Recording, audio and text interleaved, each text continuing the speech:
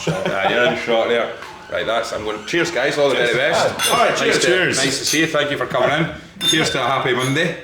Absolutely. Worst place to start the week. Absolutely. Right, Angus, you know what to do. Clap us in. Welcome along to the Whisky Stories podcast with myself, Graham Cogar. We are back in the Athletic Arms, back in Diggers, back where it all began. We're in the Snug Angus. We are. And it's extra snuggy because Ross isn't here today. Absolutely, yeah, there's a bit more room here. He is. He's out with his current wife at the moment. They're celebrating his birthday. Yeah. It was his birthday on Sunday as we're recording this, and it's a Monday when we're here. But we are joined by two fantastic guests this evening. We have Cameron McPherson, who is the brand ambassador, and we have Iain Forteath, who is, I think, the first master blender that we have had on the podcast. I'm certainly is. We've had other blenders, but we've not had a master blender. And these guys both work for Angus Dundee Distillers. Guys, welcome along. How are you? Cheers. Thanks for having us. Oh, thank you for coming along. Now, we have just witnessed a group of people who have just been trained by yourselves. So leave the room. We're slightly later than usual recording this podcast episode because you guys have been doing a training session at the Athletic Arms at Diggers for our staff. And I tell you what, I want to be on a training session. I have to see how some of these people like. Big shout out to Moira. Right, Moira, it's Monday, and as you're listening to this, you'll probably still have a hangover from tonight. But it looked and it sounded fantastic. It was good fun. Yeah, I think. They have an amazing selection of our whiskies here. Great supporters of our brands. So for us, it was kind of giving back a little bit, showing them some whiskies they maybe haven't tried, but also explaining what's behind it. But we did bring a few. We've got them in front of us. Yeah, I mean, this is not what mandatory staff training looks like in my usual 9 to 5. Yeah, exactly. I actually used to be a forklift training instructor. I think if I'd had, 12 drams. If I had 12 drams to get us going, then the training sessions would have been a lot more interesting, let me tell you. I suppose it's the pro and con of having two distilleries. Yes. We never know which ones to leave out, so we asked Cameron to bring some stock along today, and he did. And I brought everything. You certainly did. Now, Cameron, I believe you're absolutely gutted that Ross isn't here tonight because you two both went to school together. Yeah. Ross was in my year at school. And was that what Fraser Soonest said as well then? Fraser was in the year below me at school. Was he? Right, okay. Yeah. Now tell us, right, Ross always goes on about how he was a great footballer and he could have done, and by looking at Ross, I mean, he still doesn't have the height to be a footballer, but I mean, he's certainly not got the shape anymore. He tells us, he spins a yarn every time he's talking about it. He says he was like a pretty decent footballer back at school, was he? I mean, I didn't play football, so I couldn't tell you. But most of my experience with Ross is on the PlayStation, and you should believe the amount of money he spent on FIFA points. Really? So hence, being good at football is probably just all on the PlayStation. It's also in his head as well. The Messi of them. I was going to say the phrase he normally uses is like belly or something. Yeah. He's not here tonight, so you're going to be able to actually finish the questions that we ask you. He's a big fan of Glencadam, though. Well, that is it. And I should say, like we've mentioned Angus Dundee Distillers. For those who are listening who maybe aren't familiar with Angus Dundee Distillers, the three brands that you actually have, but the two ones that we're looking at, and you've also brought some of the third, is Glencadam and Tomintoul. Indeed, yeah, well done. Pronounced correctly as well. Listen, we had a bit of a scenario. We had a whole throughout the summer last year, Mark Thompson. Oh, in fact, no, because he filmed me. That's right. He said in Singapore. Yeah. There you are. So I went over to say hi at his booth. So we were at the same festival in Singapore, and he came over and he's like, Iain, remind me, is it Tomintoul or Tomintoul? And he's like, it's Tomintoul. He's like, right, stay there. But Mark's not an ugly looking guy, and I didn't look my best. I'd bought some cheap Singaporean hair product. Nothing wrong with Singapore or their hair products, but the one I bought was terrible, and I was a little bit less fresh. And sure enough, I didn't know that was going to broadcast to everybody else. Well, and he's got a few followers. So that was my first introduction on Mark's account. So thanks, Mark. Well, there you go. I would like to add as well, it is literally on the back of the tin. It tells you how to pronounce it. So all Ross had to do was really. There you go. So we're actually getting it from. Well, I mean, the master blender is bound to know exactly how it should be pronounced. So. I mean, to be fair, so I was telling the guys here today. I mean, it reads like Tool, so I understand. But no, I remember getting corrected. I was driving through Billy Gary on the way to the distillery, and our cars have whiskey regs. But I won't tell you which one because people will know who cut them off. But it's probably Cameron. But yeah, no, so I pulled up outside a bakery there. I was getting some lunch, and someone's clocked the red. She's like, "Oh, do you work in whiskey, son?" I was like, "I do, yeah." She's like, "What distillery do you work for?" I was like, "Oh, Tomintoul." She's like, "Oh, son, it's no Tomintoul, it's Tomintoul." I was like, other Insta accents are available. But that was, I was like, it's not though. Well, because I think your brother-in-law, Angus, is he kind of is a few generations down the line, but yeah, his kind of grandparents from Tomintoul, and he was a bit. He didn't really know which was the correct way either, because it was one of these ones. I think some people say Tomintoul, some people say Tomintoul. I think it depends. Maybe which side of the village you're probably from. easier to say, I guess. It kind of rolls off the tongue a bit easier, so we don't hold it against people too much. I think having looked, you're absolutely right. It's on the back of the bottle. I think that's it now, settled. Tomintoul. There you go. We know exactly. I always say, picture Tom Jones coming out the shower. Tomintoul. That's the way to remember it. That image isn't coming out there. It's also a good way to remember what the picture's going to be for the front of the podcast. I've got to check the internet. And you know what? Well, Graham, I was going to say, I don't think it's the hardest task you're ever going to sign a picture of Tom Jones in a towel. Well, I'm sure that there's a nice one. It's not unusual. A big hairy chest in the 1970s. It's what a start to this podcast.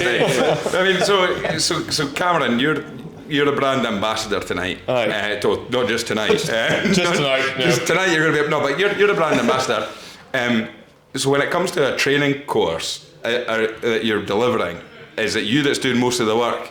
And Iain's here just to back you up, or is it a double act that you do, or are you just here to bring the stock and Iain's doing all the talking, or what's the sort of dynamic of this? So I mean, to be perfectly honest, when you're doing a tasting and you've got the master blender right there with you, it's it's literally coming from the horse's mouth with all the staff here and exactly how Iain's made it. So a lot of the time, if I'm doing a training, most of the time it's going to be myself doing the training with that pub just by myself, but sometimes we get lucky and we can bring Iain along, and he can give them literally any information that they could ever wish for about all of our drams. Fantastic. And he can try them all. Well, and I can just sit in the corner and try them all. Just go, he's absolutely spot on this one. Then. Because it's part of the job from a brand ambassador point of view. Now, I should say a big thank you to Cody Reynolds for he sort of sorted this out for us tonight to be able to tie us in. It worked very, very well. I just happened to message him last night saying, look, we're looking to do a bit more. Kind of thought we'd maybe get Cody back on, but we won the watch. We didn't have to get this in him. I was going to say my second favourite brand ambassador. I'm just kidding, Cody. Yeah, I'm sorry, Cody. I did promise him that he wouldn't get slaughtered tonight, because he did say he was nervous about him not being here to back himself up. But no, Cody was episode number 4 or 5, I think it was, really on the podcast, and it was a real insight. And I think he might have been the first brand ambassador. Maybe it was the first brand ambassador that we had. And I think at the time of recording, he was the UK brand ambassador, and I think he just kind of knew but couldn't say on the podcast that he was going to be a global brand ambassador, which is huge. But one of the things that when we speak to brand ambassadors, you always hear people talking about like travelling around. You've mentioned there that you've been out to Singapore, and we've seen Cody and so many others, Mark Thompson and other guys who've been brand ambassadors that have flown out.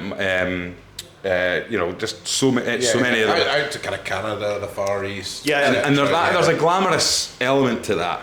And then there's the whiskey shows, there's all that kind of stuff, and then there's nice fancy events and stuff. But a big part of your job, Cameron, is also training by going into bars, speaking to bar staff to make sure that they fully understand the product that you're putting on their shelf. Yeah, I mean, to be honest, I would say that is easily one of the biggest parts of my job, or at least most important parts of my job, because as long as you've got bartenders on site, they're the ones who are selling it every day to their regulars.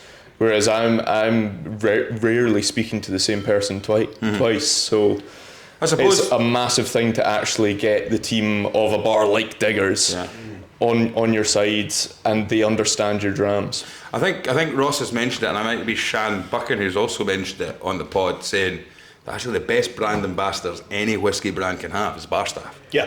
Because after a training session like I mean, I'm just worried that half of them won't remember. please, Full circle.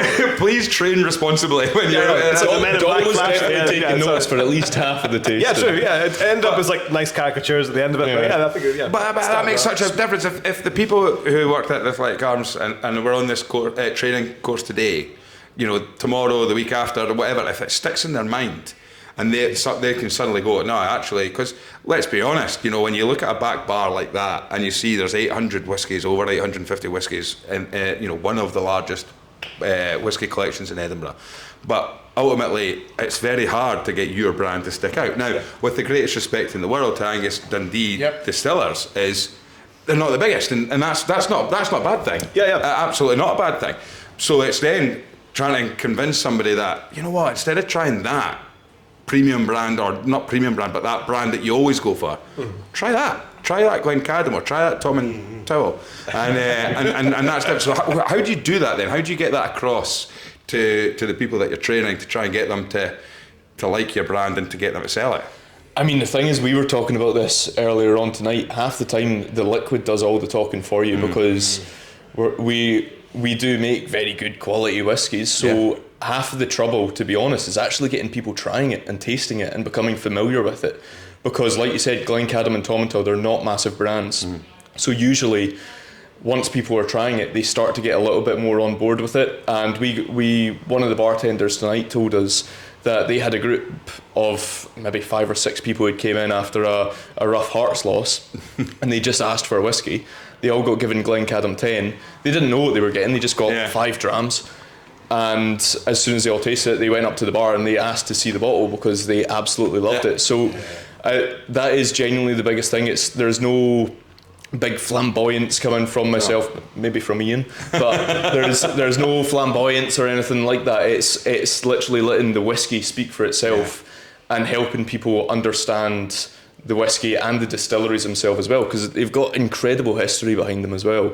One of the things from this podcast, Angus, is I've said it unapologetically as well, is this has been I keep talking about it, the journey. It's been a trope that we've said. It's a sort of cliche of the journey that myself and maybe Angus has been on as well from doing this. We were whiskey novices when we started this podcast, just 2 guys that really enjoyed a dram. Hence the reason we needed the know-it-all little Ross Barr to come on and start telling us everything. But the thing about it is that even before I'd met Cody Reynolds to do that episode, I couldn't have told you about Tomintoul or Glencadam. And actually, I mean, what Graham's saying as well is, now that we do a whiskey podcast, people are always asking, oh, what should I try and what should I try? And it is a bit of a, you know, people expect it almost in a way, but it is a bit of a flex as well. If you can say a brand that maybe they haven't heard of, getting them to try a whiskey that they haven't heard of, and also have the reaction of, oh, that's really nice. How do you know about that? Oh, No, it's a flex. Like, I mean, both brands definitely fly under the radar. So I used to sell both Glencadam and Tomintoul before I worked at Angus Dundee. And actually, I did the global brand ambassador role for a good few years. So I've lived out of a suitcase for a while. In the beginning, but no. To be fair though, so as we all know, the whiskey industry is pretty close knit, really. Like, we all get to know each other. Okay, we compete on shelf space, but actually we all have drinks around the world, and we all we're all friends when it comes to catching up and trying each other's whiskies. We all love whiskey for the same reasons. And I've got good friends who work for the big brands, but I always liked being the surprise. Yes. Because actually, so if people went to my master classes and things, if I have friends who are working for, I don't name other brands, but kind of Macallan, Glenlivet, etc., the people that go to those tastings know most of their core range because they're really big international brands. So they might have a new release, but actually most of their masterclass they'll be retrying things they know. And I used to love showing people that come along to Glencadam or Tomintoul, like, oh, I'd never heard of this before, but they're great. I don't know why I've not heard of them. And it's kind of slow and steady, I guess, with us. So it's amazing how much the brands have grown even since I joined them in 2015. Not just me, but just the way that they've kind of transitioned over time. And now we've got Cody and Cameron and Gabby kind of going out there and kind of spreading that message further. So it's funny because Glencadam is becoming a bit more of a household name now. I mean, the selection here is crazy. Even compared to 5-10 years ago, you would never see. I think they've got 11 Glencadams on. No, I mean, there was a time where after the episode of Cody, it just felt like we were sponsored by Glencadam. Because ultimately, I'd come in. So. Well, but I mean, we are looking for sponsorship. But sponsorship is still available. But the thing is, like, the shelves, the wee bit on the shelf that you guys had, and the one thing about at Diggers is, every now and then maybe Kev will have cleaned the shelves a little bit, and you'll see a bottle that's gone from floor back to the front, or maybe someone's ordered a whiskey that's maybe someone had to look back through. But yeah, it just seemed like every time I came in for a recording, there was another Glencadam, and I'm going, I've got to try that one, and I've got to try this one, and every single week for a long time. And I also had to almost consciously say, right, I need to not drink Glencadam on this podcast but we are drinking Glencadam tonight. Oh yeah. Well, first of all, Angus, we're not drinking the same Glencadam, I don't think. No, we're not. I picked a different one from you. But to get us started, whilst we were waiting on this incredible sounding training course to end, we were sitting, I had a cheese and ham toasty, a famous Diggers toasty, and it was washed down lovely with the new Ardnamurchan Madeira cask release, which I believe is the second Madeira cask release that they've done, I think.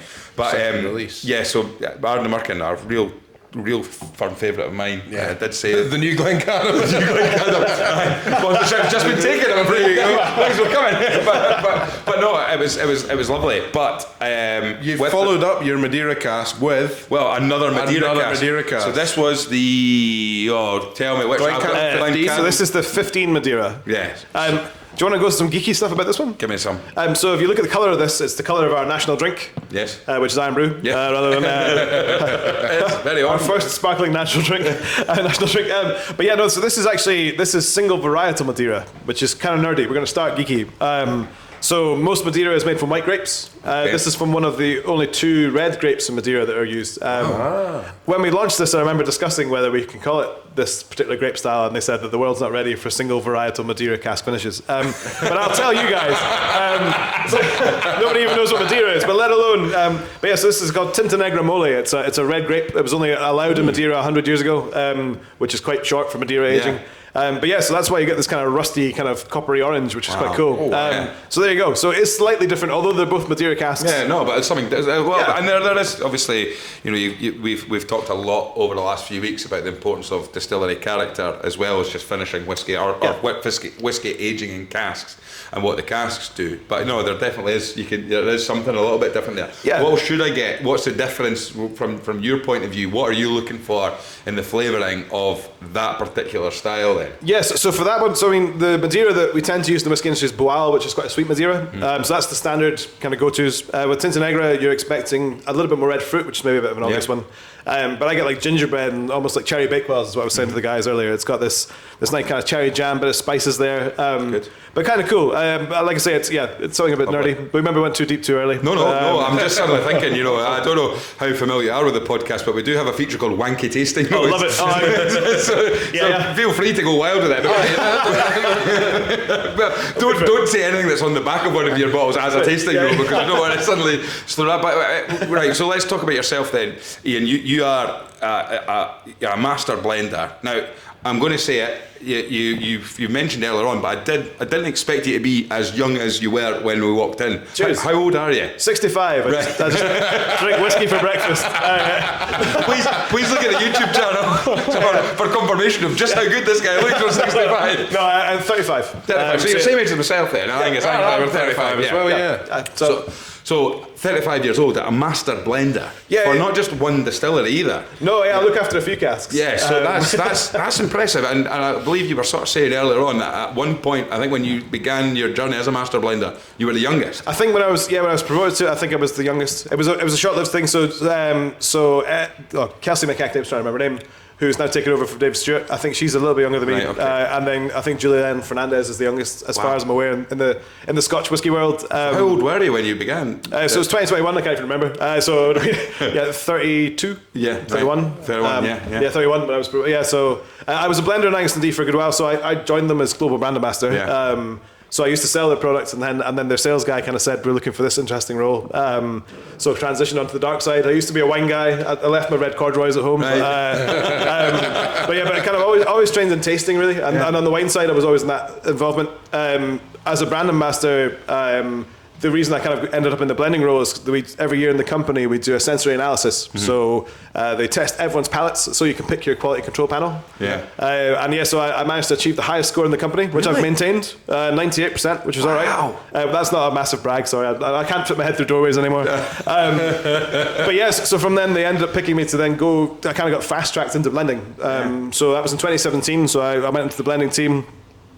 kind of worked up from being a BA and a blender on the side, and then that transitioned in 2021. I got a phone call in January to phone me and tell me I was going to be the master blender. So see, at the time then, when you get that score and you find out, you've mentioned about working in wine.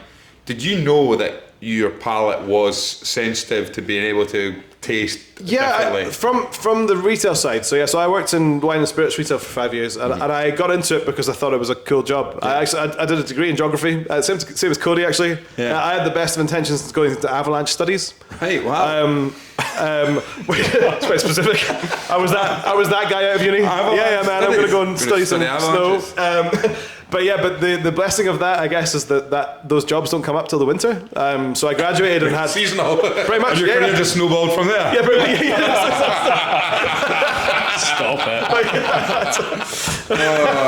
I love it. I was trying to think of a good route to come back there, but it disarmed me. So I was looking for jobs just to keep me going. I've always kind of been a worker. I've worked since I was 14. I used to work in an Italian restaurant, which again, I guess, comes a little bit into the flavour thing. So I had taught English in France for a little while. Right. Where are you from originally then? So originally from Carnoustie. So same place as Sandy Hislop actually. Cool. So it's a town of golfers and blenders. Apparently. Not much else.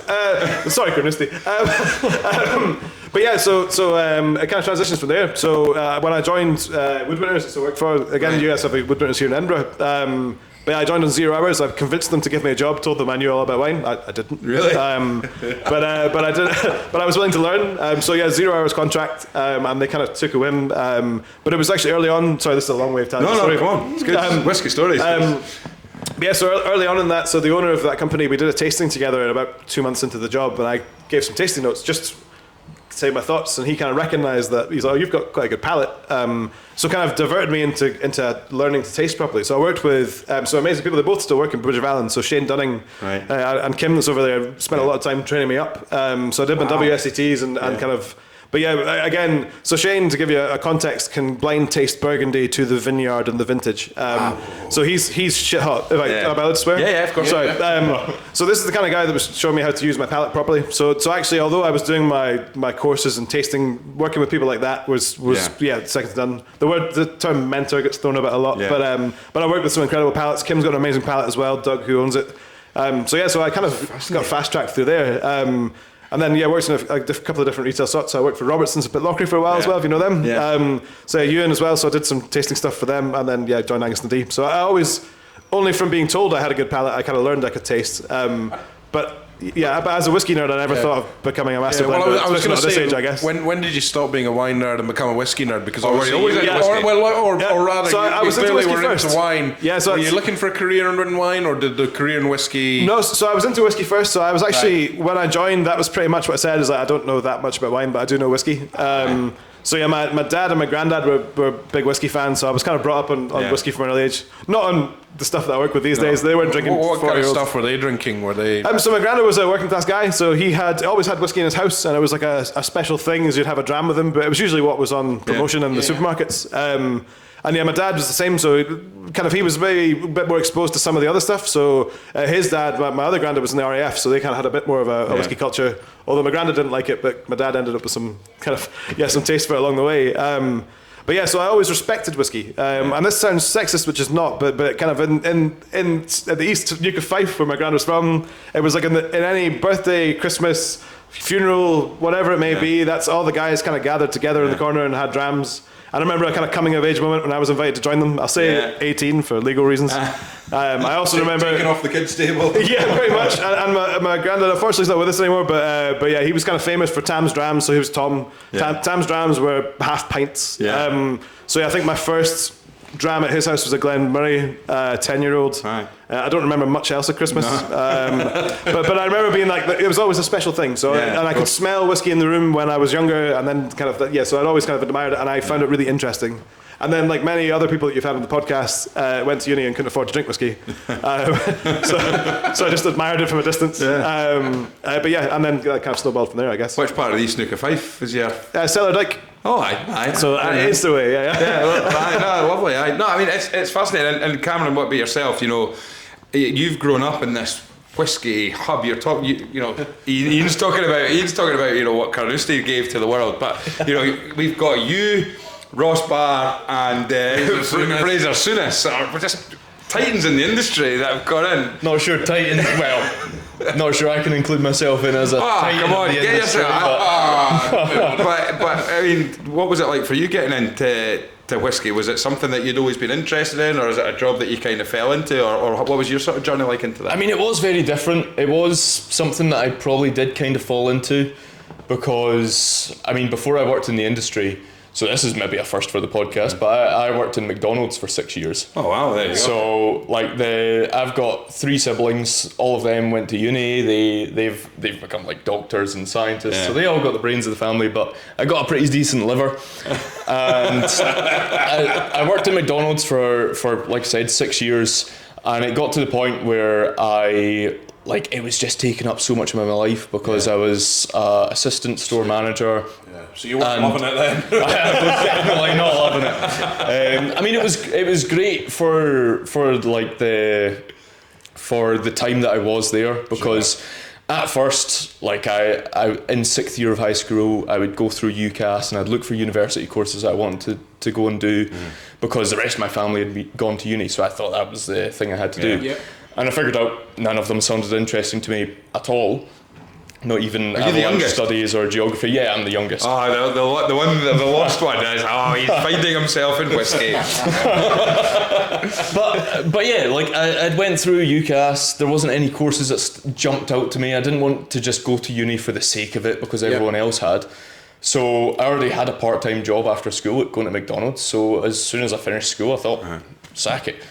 While I don't know what to do, I'll just go full-time. I'll earn a bit of money while I'm at it. That went a bit too far, and 6 years down the line I was still there. And I'd moved around a few different stores, but it got to the point where I was just because they actually have a McDonald's in Dunbar now. They do, so that's the one I started. Was that the one you started at? Yeah, so they came into the school. Because I was thinking you'd be too. You're obviously younger than I think you are, because I think that's opened like 2 years ago. But oh no, it opened a good while ago. I just couldn't never tell been you to Dunbar. when I feel like I missed out. Yeah, I think it was. happening. I think it was the first McDonald's in East Lothian, which is quite. Yeah, it was. Quite an accomplishment. I couldn't tell you when it opened, but it was when I was in like 5th year of high school. Front page of the Courier And when it opened. they came into the school and they did like a wee talk in all the classes and told you like. And Ross Barr stopped them halfway through and finished all their information. Well, Ross was too busy building Glencadam. So do it. Mixing the mortar but no, so when they came into the school and gave us the whole talk about like come and get a job at McDonald's and all that, I went along to the interview. Wasn't an interview. It was literally just a chat to make sure you're sound and you kind of got the job. So yeah, fast forward 6 years, I was pretty fed up at that point. And I was on kind of like the cusp of becoming a store manager. Like those were kind of the next steps, and you'd have to like fully commit. And I was already putting in an insane amount of time of my life into working at McDonald's, which almost sounds a little bit ridiculous. So at that point, I just decided to call it quits. There wasn't any like big event or anything. I just thought I'm fed up of it, not enjoying my job, and I'm spending too much of my personal life like invested in my job as well, because even on my days off, I'd be getting texts from people or phone calls from people saying, I like, want 12 big nuggets. well, no. But because I was like, because of the position I was in, if like a fryer broke, before you call out an actual engineer, you go and call like all the managers or whatever and see if they can fix it first. So I'd be on my day off and I'd end up having to run into McDonald's and fix a fryer or fix a grill or something like that. And I was sick of it. So I just handed in my notice, didn't have anything else lined up. And I took a wee bit of time off after that as well. Just stop you there just 2 seconds, because we do have to go to a quick ad. Sometimes if I've had too much whiskey whilst recording the Whiskey Stories podcast and wake up in the morning feeling really rough, Angus, I love a McDonald's breakfast. McDonald's breakfast, one of the best things to cure a hangover.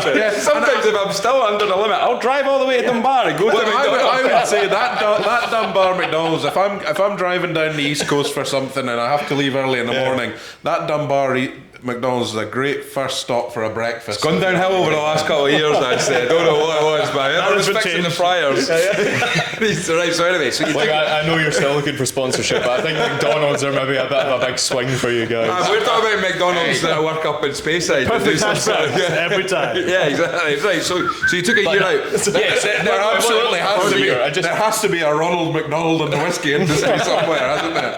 But so you took some time. You didn't take a year out. You I took some took time a out. wee bit of time out, and I was browsing through Indeed, and your other job sites are available.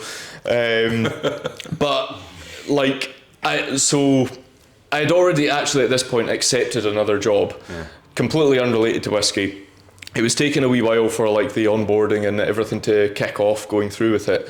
So I was still kind of browsing through Indeed while I'd accepted this job, and I saw a wee advert for the Scotch Whisky Experience. Oh, another one, Angus. Unstoppable. You probably won't want me to say too much about it because everyone will have heard everything already. No. But yeah, I saw this ad for the Scotch Whisky Experience, and at this point, I kind of liked whiskey. I'd buy a bottle from Asda's or Tesco's every now and then. So I thought, why not? I'll go and do the interview, and I'll see how it goes. And I went in. Before the interview, they put me on a tour at the Whisky Experience, and I thought it was just dead cool. And then I went into the actual interview, and I got on really well with the people who were interviewing me. So I thought, why not? If they offer me the job, I'll go for it, because the whole reason I left McDonald's is because... Jeez. So the whole reason I left McDonald's is because I wanted to go and do something that I could actually enjoy and I could get like invested in as well. Stuff, yeah, exactly. Get passionate about. And so yeah, I like I said, I already kind of liked whiskey at the time, so I felt it was quite a good fit for me. If they offered me the job, I would take it. Now I do quite a lot of like Munro climbing in my spare time. And about a week after my interview, I was climbing a Munro called Scorgui, which is it's a little bit like southeast, or maybe just east of Aviemore. Right. Okay. And this was just at the start of the year, while you still had all the snow in spring, and it was just absolutely beautiful. So I was at the top of Scorgui, clear blue skies. It was a beautiful day. I could see like right the way across the Cairngorms. And for some reason, you always get like the best signal at the top of a Munro. And I was sat at the top of Scorgui, I had a wee hip flask, and it was Highland Park Viking Scars, which is I think I got it out of Tesco's at the time. But that's what was in my hip flask at the time when I was drinking it. And I got the phone call from the Scotch Whisky Experience when I was on top of Scorgui. And I'm not the whiskey gods to believe in that kind of stuff, like whiskey gods or just the universe or anything. But at that point, to me, I was at the top of a Munro, completely surrounded in snow. I was drinking whiskey out of my hip flask, and I just got offered a job in whiskey. Brilliant. So I just jumped at it. I went for it. And I was at the Whisky Experience for maybe about 2 years, and I just absolutely loved it. As soon as I started, I just got hooked. Are you working with a few luminaries of the podcast? No, we've called the Scotch Whisky Experience Illuminati. It's the crash of the whiskey. So who Ali Baxter, obviously, was he there when you were there? Yeah, so Ali Baxter was my manager when I was there. Yeah. He was Alex Thompson. No, I didn't work with Alex Thompson. He was. I have no idea what the gap between me and Alex was. Although, what about Ross's dad? No, I definitely didn't work with Ross's dad. God, go to school with Ross, they're having to go to work with his dad. Shout out to Bobby Barr. But so who else we had? I mean, I worked with Jake. Yeah, worked with Jake for a good while. Yeah. I'm trying to get Cody. And Curtis. Curtis. I didn't actually work with Cody, but I think I actually worked out in my first interview with Angus Dundee, which was with Iain and my boss Fergus. I think I worked out that after Cody left, I was the first person that the Whisky Experience hired after Cody. That's not for certain, but Cody's from the timelines that we were talking about in the interview, I'm pretty certain I was one of, if not the first person that they hired after Cody, because there was a big gap with with COVID as well. Of course, yeah. So they weren't really hiring people So at that were you time. there when they had the barrels, or were you? Yeah, I was there with You were there when those they had the barrels. barrels. Yeah. I mean, the thing is, those barrels, they were great, but they were absolutely terrible You're at the not same the first time. person. I was gonna say instead of being called on your day off to fix a fryer, you're being called to fix a barrel. Well, no, I didn't have that kind of responsibility at the Whisky Experience, thankfully. But I mean, the barrels were great for everyone unless you were the tour guide. Because if you're the tour guide, the barrels were running behind, your whole tour's running behind, you're starting to stress out because all your customers have been stuck on the barrels. Whereas anywhere else, you're just kind of chilling because everywhere's been put on hold for the next 10 minutes or so. It's a big regret actually for me not being able. I don't think that was again another thing was. You never took a ride on a barrel, no? No, I don't think so. But basically, I think I look back at we talked about the Scotch Whisky Experience probably the first time with Cody on the podcast. Yeah. Because I think we talked about the barrel ride. I said that's. I think I would have mentioned it. Yeah. Because I said that's what your wife calls you. but anyway, Are we allowed to laugh at that one? you can laugh. But I had this idea that like whiskey, and again with the Royal Mile whiskies as well, whiskey on the Royal Mile, like just stay clear of it because it's tourist trap, right? You're going to get chucked in, you're going to get flogged, are really like a golf decanter of whiskey. An essay decanter. An essay decanter of whiskey. There are those available, or you should say, on that. But then, it's speaking to people and then finding out Scotch Whisky Experience is run and owned by the industry. So it's not just. And then I asked a question about, did the Scotch Whisky Experience get really angry when the Johnny Walker Experience comes to Edinburgh? Because they're suddenly like, oh no, now we're not the only whisky experience we can have here. No, we're rubbing our hands together because it means now people will go to the Johnny Walker Experience, go, I want more. Yeah. And they'll say, right, now I can go, and in Edinburgh, we've talked about it so much, is the fact that you can go to Scotch Whisky Experience, you can go to Holyrood Distillery, you can go down to Portleaf Distillery, you can do so much. No, it's becoming a bit of a whiskey mecca, really. It really is. For a capital as well, like it works really well. I think it all flows off each other really well. Well, I remember speaking to somebody who worked in, they were working in, not construction, but like they worked in finance in Edinburgh, and they worked in the building industry and stuff like that. And they explained about the building. What was it? Used to be in. What was the shop it used to be before there was Johnny Walker? Fraser, House of Fraser. Yeah, and he was telling me, as House of Fraser was kind of closing, he said that they're putting a Johnny Walker Experience there. So really, and then he said, well, the explanation that he had been given by the person who was telling them this was the fact that like you go to Dublin and you got the Guinness Experience, you go to Amsterdam, you got the Heineken Experience, and all these capital cities. It's like whiskey is our thing, and then you can come to Edinburgh and you wouldn't know the Scotch Whisky Experience if you could find it, but you wouldn't know. And you just like, how many countries do you travel to where you walk off the plane in a completely different country and the first thing you see is the Johnny Walker stand. Exactly. And it's everywhere in the world 100%. Except for in Edinburgh. And now it is, but it's fascinating. So and well, actually, I was going to ask, kind of leads quite nicely on that. Tourism obviously being a big thing. Glencadam. Ross, what are the stats? It's coming. A visitor experience. So Glencadam is now. Correct me if I'm wrong. Has it been open to the public before? No, never. Well, it has, because it used to be a public walkway. There's lots of great stories of that. But yeah, right to Rome and all that. Yeah, right to Rome. Yeah, lots of people coming back from the pub trying to haggle you the change in their pockets for a cask. Guys, I've got $5.70 here. I'll take one of those 18s. Geese a cask. But yeah, so apart from that, so we were unpopular because we fenced it, but mainly because you had people stumbling about our construction site or our work site. But this is the first time we're going to have a visitor experience. It's kind of true to Glencadam, which is cool. So Glencadam's not a big distillery. It's 200 years old this year, which is cool. But yeah, it's going to be kind of small scale in a kind of nice kind of way. So it'll be, I'm trying to think not bougie. Yeah. So it's not going to have a 2-star Michelin restaurant attached. But we do have a barrel ride. No, I'm kidding. If you have a barrel ride, we'll be first there. We're bringing it back. It's got the loop and everything. Corkscrew. No barrel ride. Sorry. So where is the Glencadam distillery then, for geography wise? Whereabout is it? Brechin. Brechin. So have you heard of the Ashvale Chippy?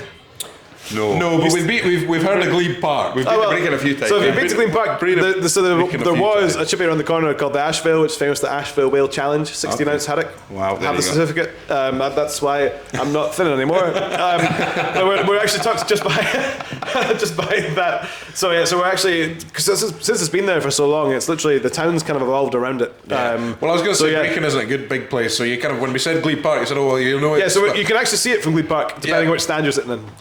Aye, so we're just behind that. I mean, because it was actually really funny, because a friend of the podcast, Mark Davidson, who's a keeper of the Quake, and he does some great tastings, and he's always really interesting in how he does his tastings, but he's great. If you follow him on Instagram, brilliant. I follow him on LinkedIn as well, and he's got some great ones, but he put a thread up on, I actually should have, I never sent it to you, Angus, but it was a picture of the Brecon City shirt sponsored by Glencadam. And he also then went down a full list of football clubs of Scotland that have been sponsored by distilleries. And there's quite a few. There's a few, and then some people, real. And I'm a whiskey.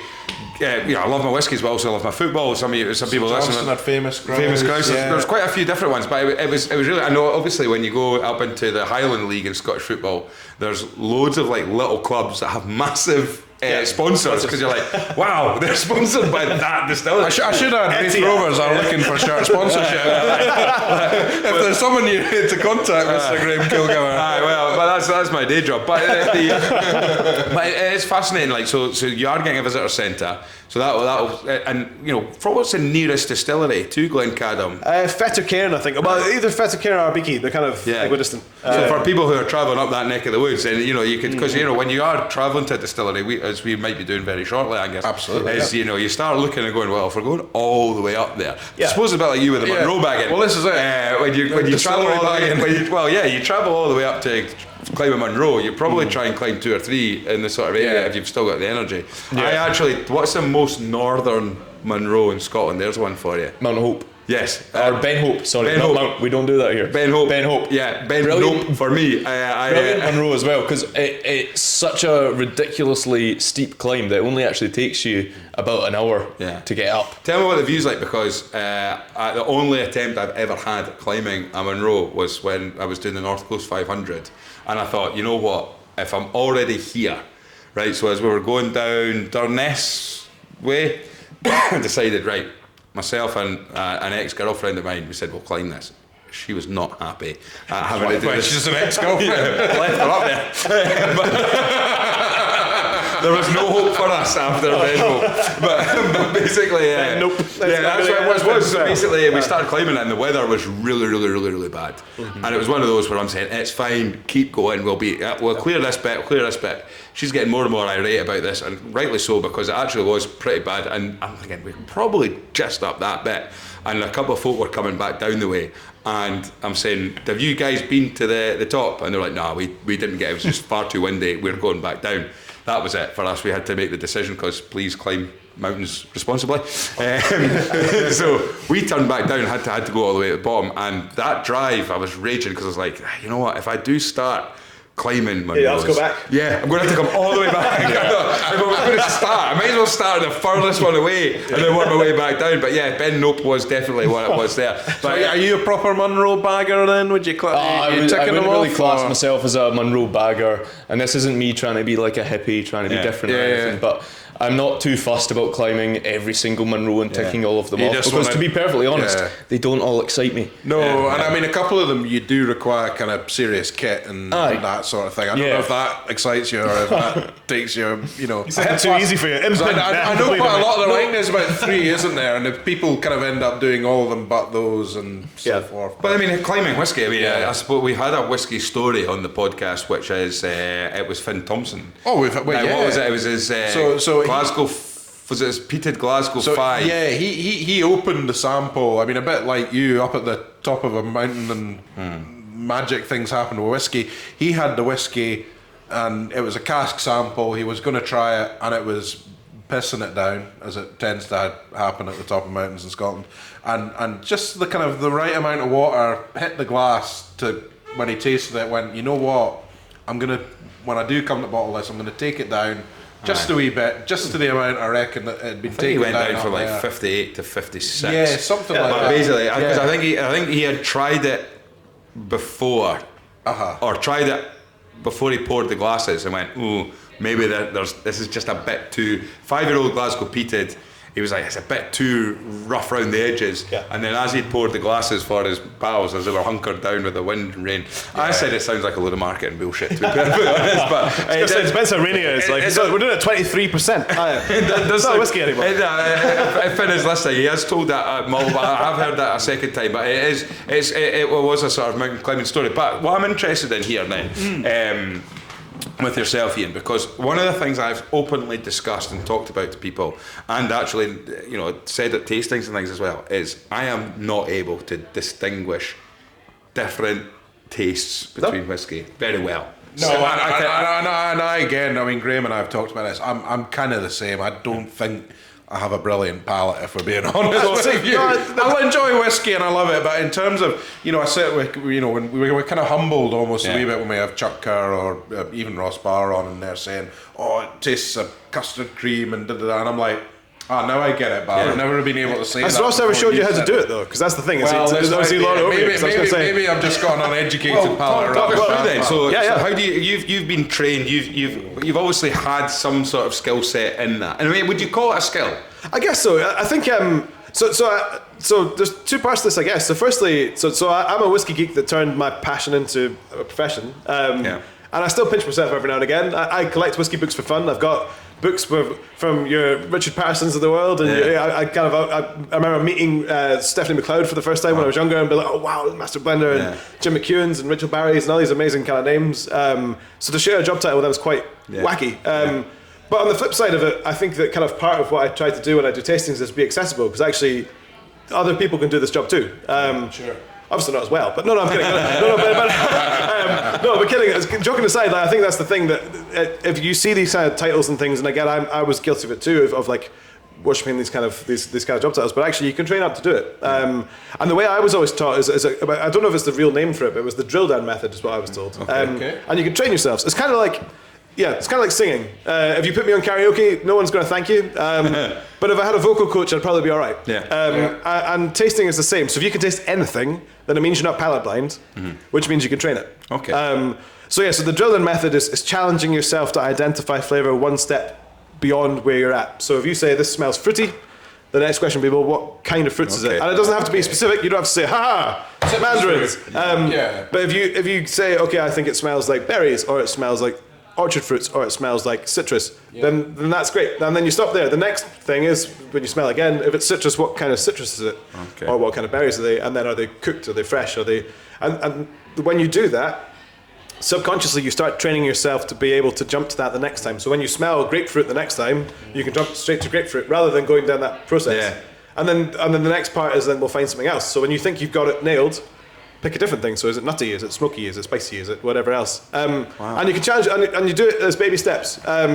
So I've done that over years, I guess. So I've been working, this year I'll be 15 years in the industry, which is quite cool, on various formats. But I guess that, I spend a lot of time tasting things. But a lot of it is building that repertoire. It's the same with how blending works, I guess. So in my head, I have a kind of web of what distilleries taste like and where they sit. So the blending side of it then, because one of the big things that we talk a lot about is, it's funny, people will often talk about blends. We're big on blends. We always say like, the whiskey industry stands on blends. Yeah, I agree. Yeah. But also at the same time, you'll get plenty of people who will say, a blend's crap, I'm not going to drink a blend. But yeah, at the same time, that concept that actually, if you drink single malt whiskey, it has been blended of just casks from within one distillery. And your job then is, over the two distilleries that you've got, is how do you match those casks up? Now, some of the ranges that you've got in front of us won't just be, you've given me the Madeira cask there. Is that 100% Madeira casks that's in? No, so that's a 3-year finish. So it's 12 years in bourbon and 3 years in Madeira. And so what you'll have had to do then is pick the casks from the bourbon casks that could be suitable to then match what we, because it's not as simple as just going, right, take those 12 casks of bourbon that are now, was it 10 years you said? 12. 12, sorry. Yeah. Take those 10, 12 year olds, put them at the side because they're going into Madeira. It's not just a case of picking them. You'll have to sample those and go, and what are you looking for where you know that when you put them in that Madeira cask for 3 years, they're going to match that flavour, right? Yeah, so it's kind of selecting the right barrels to finish, I guess, when it comes to... So we do quite a lot of cask finishes.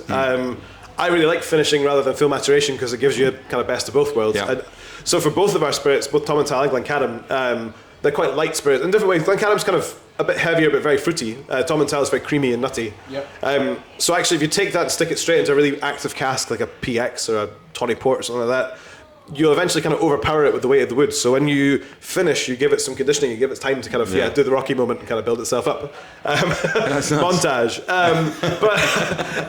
So yes, but then we wouldn't pick the most active, most robust casks to finish because why would you take a really full flavoured thing and then try and hit it with something else that's full flavoured? So we're looking for casks that are going to take the flavour well, and I guess that kind of comes down to a bit of practicing and of kind of knowing, okay, well these flavours are good, but they'll be enhanced by certain wood types, and knowing that they're too active, we'll leave them as all bourbon, or whether these ones need something else. Maybe they're too light for the finish we have in mind. We'll maybe use it for a wine finish or something a bit lighter. White wine, red wine finish would be contradictory. But that's it's just a case of kind of recognising those flavours, I guess. And are you dealing directly with the distiller, like the distillate that's coming off? Like, so are you dealing with as it's coming out of the spirit still? The spirit safe. Are you dealing with that? And then going and working on that character before it goes into the wood? Not really. So that's Robert's job. Right. So Robert Fleming's our master distiller. Right. So he's a 4th generation whiskey maker. Wow. If I can get him on the podcast for you. 4 generations at Glencadam? No, so the previous 3 were at Glenlivet. So he grew up. He grew up in Glenlivet Distillery. Wow. So he's got great stories about cooking eggs in the furnaces and all sorts of things. Quite cool. But if I could get him on your podcast, he's a really, really humble guy.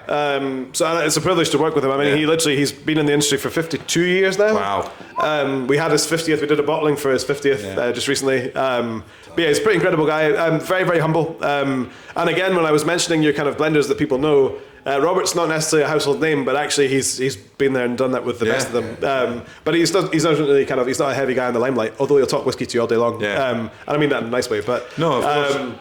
So he kind of looks. His job is to make sure that Glencadam and Tomintoul are maintaining consistent spirit every day, every hour, every week. And then we have Douglas, who's the distillery manager at Glencadam, who kind of sorts that side. Robert's based at Tomintoul, but is over the sites. So my job really is kind of looking at it after it's had a bit of time in wood. So I will be involved for maybe spirit analysis. So if there's something that's not quite right, or they've changed the cuts, then they bring me in to give it a sniff. But really all the managers at both sites are able to identify differences. So if there's a difference, then they'll call me to have a look. But generally, their job is doing the new make. My job is I get the easy part. Really, I don't do any of the chemistry. I deal with the flavour side. So I start interfering with casks and getting in the way. But there's also a kind of scale question here, because if you think of, let's say, Glencadam 10, for one vatting of Glencadam 10, how many casks are we talking about? Yeah, about 30. Yeah. So they're quite small scale compared to some of our peers and other companies. And you're saying about blending. I mean, so blends are a massive part of Angus Dundee. It's still over 80% of our business is making blended whiskies. And it's funny because when you do whiskey shows and tastings, the whiskey geeks, which I mean endearingly, I would class myself as a whiskey geek, don't care about that. So I show them a single cask. And it'll be like, oh yeah, the single cask is amazing. Single cask is the easiest part of my job. All I do is pick a nice cask. Write some tasting notes, done. It's not quite, so actually they're identified through a cask analysis process. But other than that, it's just saying, that one's really good. We should maybe bottle that as a single cask. Done, job done. No blending required. When it comes to single malts, it's then a broader range. So we're recreating flavours or creating new flavours in the range. So so maybe 30 for Glencadam 10. Tomintoul 16 is maybe about 40. And then other ones are a bit smaller, really. Yeah. But for blends, it could be 120 casks or more. And what brands? I can't tell you. I'd have to kill you. So Angus Dundee side of blending is really interesting. So they kind of saw a gap in the market, really. So the 1950s or 1950, I think, was the actual founding year. But instead of going out and selling their Johnny Walker or their Chivas or their brand, what Terry, who's the founder of the company, did was he had a team of blenders. He would buy and trade casks, but he went out to markets and said, well, we'll make a whiskey for you. So he built an inventory. So it's not exactly like a dedicated, like you're saying, it's not like a dedicated blend. Because there is a blend, Dundee. Yeah, there's a few. So we do. So the Dundee is one of ours. For Pete's sake, it's one that sells in Scandinavia. You can come across in the UK as well. And we have about 85 different markets that take it, and probably another kind which is huge because so basically if Angus and I decided like we want to set up a blend, we could do a whiskey stories blends. Yeah, well we've already done one. But yes, we have. But honestly, so that's kind of, and so that's on a much larger scale. Yeah, of course. So some of our customers are taking kind of several containers a week or tankers a week. That's 28,000 litres a tanker. Wow. Yeah.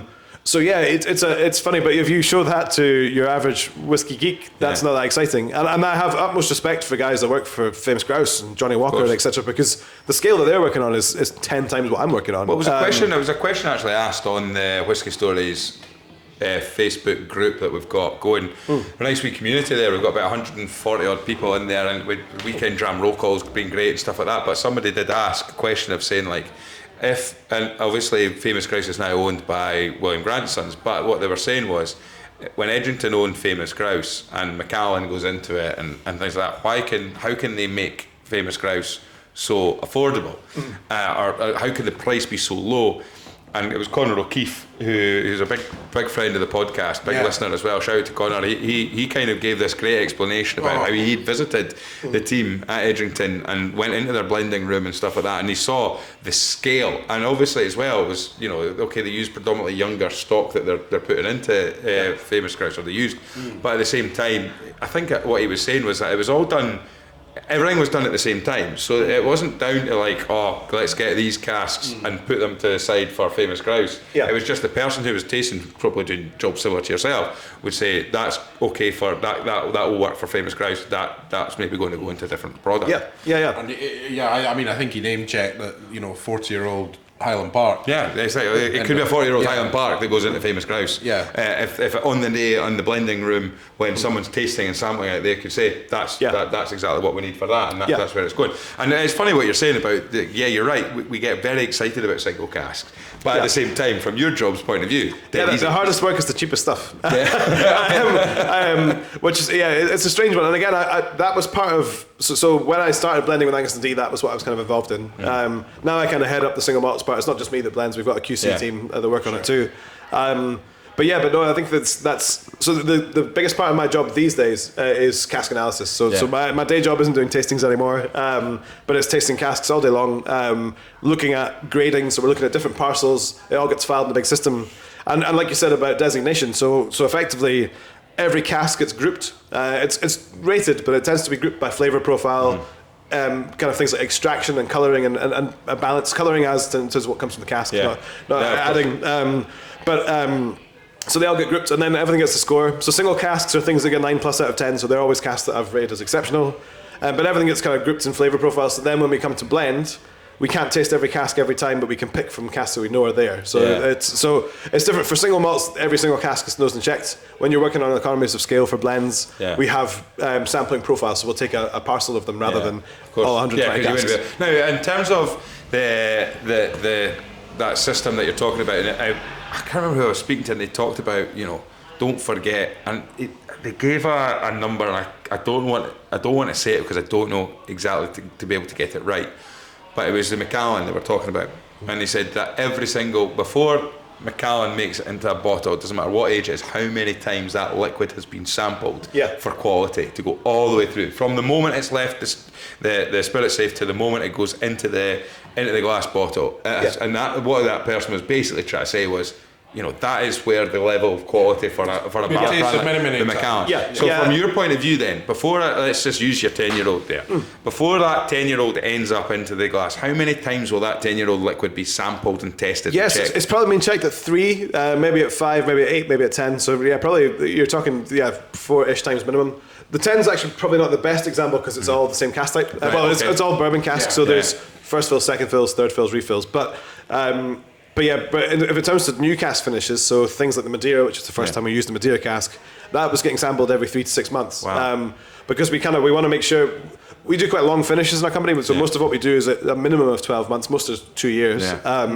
But we always check it because extraction, particularly with active wood types, and we use a lot of European oaks, so that you get a lot of spice and oil and extractive. So we test them a lot more actually. So your standard bourbons we've done for so long that they probably don't get checked as much. Yeah. But for the others, they're getting tasted probably 8, 9, 10 times. Depending on which. And that's a lot of work. That's part of your job and stuff like that. Now, the other thing as well, talking about core ranges and your job is I was delivering a tasting actually with Moa, Swedish whiskey girl, Cody's better half, and it was an introduction to whiskey for people. And one of the lineup was fantastic actually. We had it was a Glenfiddich, I really enjoyed it because it was a lineup that Moa picked, and a lineup that I wouldn't have gone for at all, because as you can sometimes get a bit carried away where we are in the whiskey sort of journey, we get to try so many great whiskies. Yeah. But the lineup really brought us back down to earth, and it was a Glenfiddich 12, Johnny Walker Black, Glen Scotia Double Cask, Holyrood Arrival, Talisker Portree, and Ardbeg and O. Right, so all core ranges, and the idea was these were all accessible whiskies that anyone could purchase for a decent price. Yeah. And one of the things is, because there was people in the room who weren't really that familiar with whiskey, I was explaining about how, we were talking about Glenfiddich 12 and the scale of what it does, but at the same time, I might not be able to do it, but I'd love to try it. Is take a Glenfiddich 12 that's bottled today and then find one that was bottled 20 years ago. Yeah. And there will be small inconsistencies in there. I don't know how small they would be with that distance. But of course, that's part of your job, is because that's what's great, is that you're not. Glencadam is a factory of making whiskey at some point, but it's also a factory of making whiskey that can't always be consistent. Yeah, I guess. So the funny thing with blending, I guess, that again, if you guys want to come and do a blending session sometime, it'll be quite fun. But wait, something to train home. It's funny. So I've done some trainings with staff and things, and actually, what I always do is actually pick a pretty unexciting style blend. Not that it's a bad whiskey, but I pick something that's kind of relatively affordable, relatively simple, but I give them kind of ingredients to say, okay, well, what do you think goes into here? And I give them a choice of usually 3 grains, 3 malts, 3 peats. I keep a little bit of smoke in there, because the other thing is people completely overestimate how much peat needs to go into a whiskey to give it a liquor. So you end up with these some massively overly peated drams every time. But so I kind of get them to break it down. So I pre-mix all the malts and the grains and things, so I give them a bit of a cheat, but actually just try and identify your ratios and proportions of what it may be. But so the other thing for blending is, so although we follow the same recipe as the last, adjustment is the biggest part of what I spend time doing. So Glencadam 10, for example, so we have 45% first fill bourbon casks in that mix. We might have another kind of 25 of second fills, the rest is refill. But the next time that won't be the same. So what we do is we will pick a sampling of first fill bourbon casks that are 10 years old, a sampling of second fills, refills, etc. We'll taste it based on the original ratio, and then adjust. Yeah. So then it's a case of, well, actually this time maybe it needs a bit less first fill because the second fills are massive, or the refill is not really given enough, we need to put a bit more of second or first. So that's the adjustment thing. And when we talked briefly about tasting and learning to blend, or learning to kind of identify flavour, that comes the same with blending. It just comes down to practice. So it's like if you, again, I'm not making assumptions over veganism or anything, but if you guys make spaghetti bolognese really well, this is the example I often use. If you make a batch of it and it's not quite the same as you would normally make it, you can identify what's missing without having to look at a recipe book. Yes, okay. So you might say, oh, this needs some oregano, or more salt, or beef stock, or Worcester sauce. I was trying to think of things you might actually put in it. Well, you did work in an Italian restaurant. That's it. Needs more strawberries. It's a bit more tiramisu in the corner. But similar ideas. So they train us to be able to say, okay, this is what I think is missing. Let's remake it again, but using a higher percentage of this. And that's a lot of it. So it is kind of dialing back. So it's more meticulous than it sounds. Everyone thinks that I take a nice shiny Valence and just go through the warehouse skipping away. Oh, a 60-year-old. It's not quite like that. But the other side of it as well is, and something that again that we pointed out at this tasting was the fact that, like, okay, so going back to your 10-year-old whiskey there, that's the youngest stock that's in there. Right. So now what will be interesting as well is, like, you're obviously working very close with, you're saying about the percentages, needs a bit less second filler, but also you've got stock management, because that's a big part where if you've got to look ahead, say, if you suddenly say, I'm going to use all the bourbon casks that we've got at 10 years old. Yeah. And suddenly you say, well, hang on a minute, because that means When we get to 21. Yeah, but that's the thing. You eat your 21-year-old stock or whatever it may be. Yeah. So to be fair, so that's a lot of that comes to the owners as well. So Tanya, who's one of the owners of the company, she's really involved in the stock management side. She's better with numbers than I am probably. I can do my ratios. I'm fine with percentages, but yeah. So she's very good at kind of identifying and also saying, yeah, you need to go easy on the whatever maybe to keep that stock for the next kind of runs. So yeah, we try to. Sorry, runs was a terrible word. But yeah, to be able to maintain that stock for future. Because every time you bottle a cask, like you say, you're cutting into the. Well, that's a god. Yeah. Yeah. Now, Cameron, I've had a Glencadam. Pick me up. What's the best Tomintoul? What are you going to for this? Go to Tomintoul. Well, for a sherry tart. There we go. He's done his homework. We got to go with the Tomintoul PX. Wow. Okay, look at the colour of that. It's an absolute belter.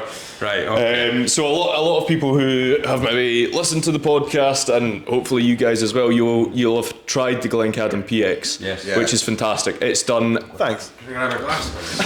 Yeah, of course.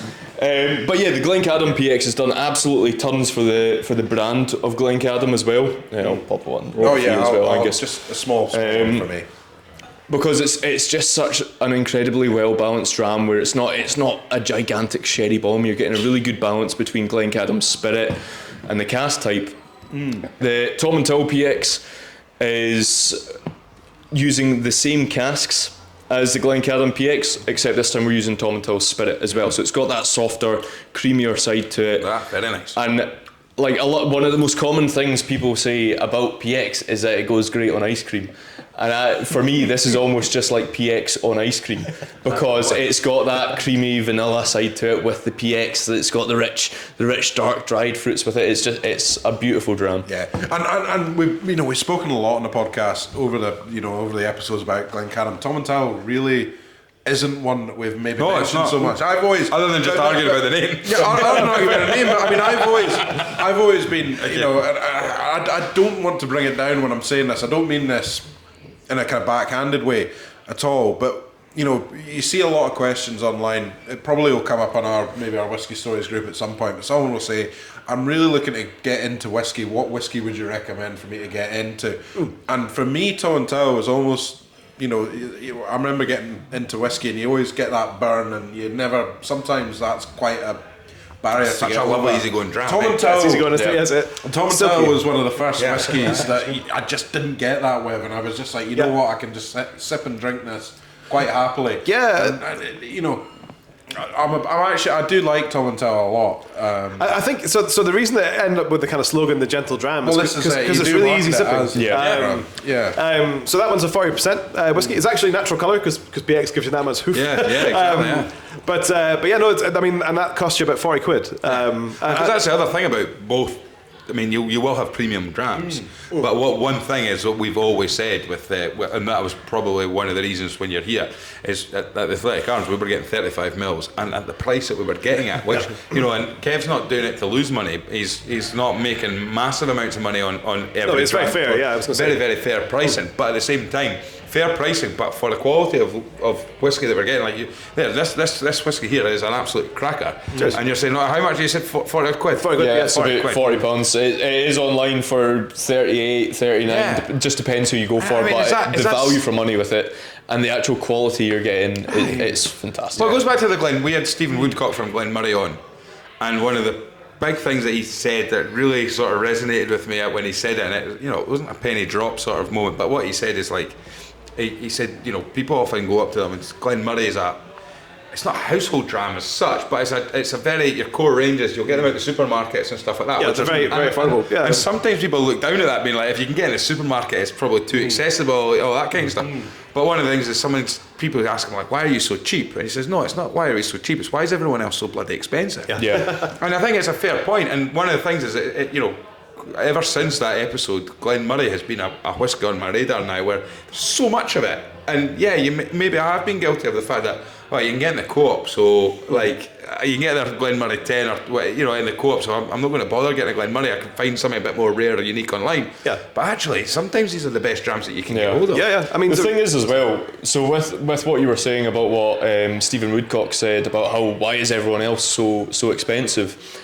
You can use that same argument with what you were saying earlier about how does Macallan go into grouse. They're using the same ingredients, they use the same production methods. Yeah. And again, this isn't anything to bash Macallan, but it's to help kind of understand how these elements make it into those blends is at face value, it's not so much about the price of these ingredients that are going into it. No, well, I think it's supposed to look at it's just almost the kind of when you're talking about obviously Macallan, it's almost a matter of coincidence whether one cask probably sitting next to each other in a warehouse somewhere, one might end up going into Famous Grouse retailing for X, one goes into Macallan Age Statement retailing for Y. It just, Oh,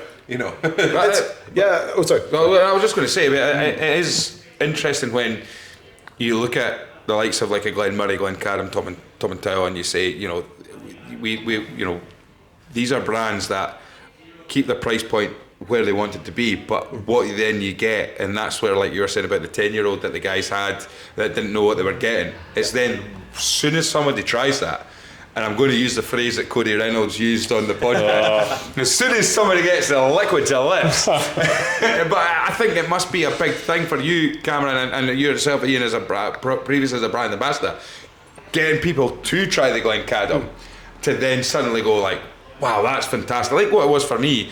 Yeah. I mean, without being disrespectful to Tomintoul, it's the Glencadam for me is that it's a real standout, and I've actively gone and found more Glencadam after trying it for the very first time, and just been like, that is a dram that I absolutely love. But one of the drams I want to question you about. Here we go. Okay. There's a whiskey story that Angus and I have enjoyed. We've enjoyed. It's a shared whiskey story. Yeah, lots of people have talked a lot about. People have mentioned it actually. Angus and I have travelled around quite a lot, and on our travels, we've had some travelling whiskies. There was a great photo of Angus with a bottle of Glenmurray. On a train. We were allowed to drink on trains at that point. He did have it in a glass. He was holding the bottle. It did look like he was wearing a shirt and a really smart pair of trousers and drinking Glenmurray out of the bottle, but he did have a glass. Was there a cork to be seen? Or was there was no cork in that. The cork had gone. There was a Glengrant. The cork was taken out and I've thrown out the train window, I think. There was a Glengrant 10 that we enjoyed. Glengrant 10, fantastic. Good tip out. But right, we were heading up last summer. We were heading up to Dingwall, Inverness, Dingwall for a weekend away. We know how to enjoy ourselves. But it's all happening. I went to Jeffrey Street Whisky and Tobacco Shop, and I decided I'm going to get a nice dram to treat everybody. We've been doing a podcast for just under a year, so people were like, "Oh, you do that podcast, get us a good dram and what have you." Went in and I thought, where do I go here? What do I do? And I was looking at Jeffrey Street Whisky and Tobacco are very, very good with independent bottlers. And I thought, right, I'll maybe try it. But then I was thinking to myself, maybe that's too much of a flex with some of the guys that we're going with, because they like a dram, but do we really want to be pulling out a 55, 56% single cask for that, where it's a bit, or did I try it? And I saw a Glencadam. I went, right, never seen that bottle before. We bought that bottle. We enjoyed that bottle on the second day of our trip when we were very hungover, and that was the bottle that really kind of... I shouldn't encourage this, right? Please, drink responsibly, but if you're drinking Glencadam, it's fine. But we absolutely loved it. And I've since found out that whiskey's been taken off the market. It was a Glencadam 14 Reserve de Cognac finish 2006. It is a cracker, yeah. So that was my recipe, so I'm glad you liked it. There we are. Not exaggerating. That was one of the favourite whiskies of last year. Actually, brilliant. Absolutely tremendous. I sourced those casks. So I saw that from decanting into cognac to when it was released. Really? But yeah, it's a cracker. Did it get taken off the market? No, we just ran out of stock. Right. I read my store, but I thought there was a story behind it. So it's all of these are small batch runs. If you like that, did you try the 15 white port that we did as well? Because that's also come and gone. I think we did. I think we did. I think we had. So what colour of the label was It was green. Yeah, it was like I a deep have a green. feeling we did try So that if you like the mouthfeel on the Probably 14 here. cognac, it's the mouthfeel on the white port's kind of similar. You get like this kind of cocoa fat kind of oiliness to it, which is cool. Yeah. Can you make one of that? Could you just... So there's a Tomintoul one. Generally, there's a 14-year-old Tomintoul cognac at the moment, 46%. Same finishing regime, same cast type. Tomintoul, yeah. 14-year-old Tomintoul cognac. Honestly, Yeah. I sourced a photo. That was it. It was in the bag. It was in my bag there. It was a cracker, to be fair. Honestly, absolutely delicious. And to be perfectly honest, like there was non-whiskey drinkers. Yeah. But there was guys who, like, if we're all having a dram, they were like, oh, I'll see if I like this Yeah, one. Everybody. So I got geeky with that. To be fair, so one of the bugbears I have, and I'm not going to name and shame, but cask finishing is a very loose term. Yes. So you can cask finish for a couple of months, you can cask finish for years, and then there's the whole question of a double maturation and all this stuff. Yes. Like I said, our minimum finishes are for 12 months. Everything else tends to be 2+. That's 2 years and 8 months, I think, in cognac. Right. And it was deliberate because cognac is so again from the wine world, grape distillates kind of tuned into you. Cognac finishing in whiskey is something that I'd previously not had many great experiences with. And again, there's drams that I bought thinking, oh, cognac finish, I'll try it. I'm like, I'm really having to like look for the cognac here. I'm trying, and when I'm saying looking for cognac, I don't expect it to taste like cognac. But the reason cognac casks are so expensive is they're some of the most expensive wood you can buy in France. So this is using Limousin oak. So this is really expensive stuff. Yeah. It uses a tree called Quercus petrea. Have you heard of that one? I think I heard. Harry Potter spells. Quercus petrea. And Quercus robuba. It's a mixture. So these are expensive, really sought after casks. Sure. And so I was looking for French oak pepperiness. I'm looking for kind of characters to come out of the cognac wood, as well as obviously the kind of the buffering that you would have from the cognac liquid in these casks. Yeah. So these are XO cognac casks. I can't tell you where it came from. I was going to give you a clue there, but it's too obvious. But they're really cool. And so after like 6 months, it was interesting. Mm-hmm. After 12 months, it was getting there. After 18 months, it became really peppery and nutmeggy and kind of what I expected from French oak. Mm. And then after 2 years, it really came to life. So it brought out this. If you've ever had really good cognac, so Camus XO Borderies, if you've not had it, it's brilliant. It's like a single estate style cognac. Okay. Not that expensive. Their VSOP is really good too. But it's famous, or it's not famous, but it's classic for me because it brings out notes of violets. And really good old cognac has this kind of violet, Parma violet kind of thing. And after about 2 years, I started getting a violet note coming out in this whiskey. Cool. I'm like, that's really cool. This is actually giving me what people in cognac desire. So it had this kind of mixture of kind of really lovely nuttiness, creaminess, this nice oily mouthfeel. You also got a bit of kind of brambles and kind of red fruits. It was really cool, but it took a while for that to come through. So in a not cost cutting but corner cutting way, the Tomintoul is like a mimic of it. So if you like the Glencadam, the Tomintoul is really good too. I have to admit, I'm not a cognac drinker by any. I actually, the only time I think I've ever really knowingly kind of ordered cognac was I was on holiday. We went to Macau, and there were kind of all these adverts for cognac. Yeah. And I was going, I've never really had cognac. And we went then on to Thailand, and we're in Thailand, and I was just like, you know what, Laura? It was my current wife. I said, you know what? I'm going to order a cognac after dinner. I'm like, I'm going to do it. I'm going to have a cognac. So I ordered this. It came in this huge glass. And I was just like, how's the goldfish? And then I was like, yeah. But it's like the first time you have something, and you're like, what? I didn't know what I expected, and I kind of had it, and I went. I was like, well, I've had a cognac now. But the holiday continued. I have to say, we had it's a feature that I would like to run. I'm going big on running features with the podcast. Last week we did play your distilleries right for the very first time, which I think we're going to bring back. I just need to find some background music for that one, so look out for that. But one of the things Curtis actually mentioned it on the pod, and he said a unicorn dram.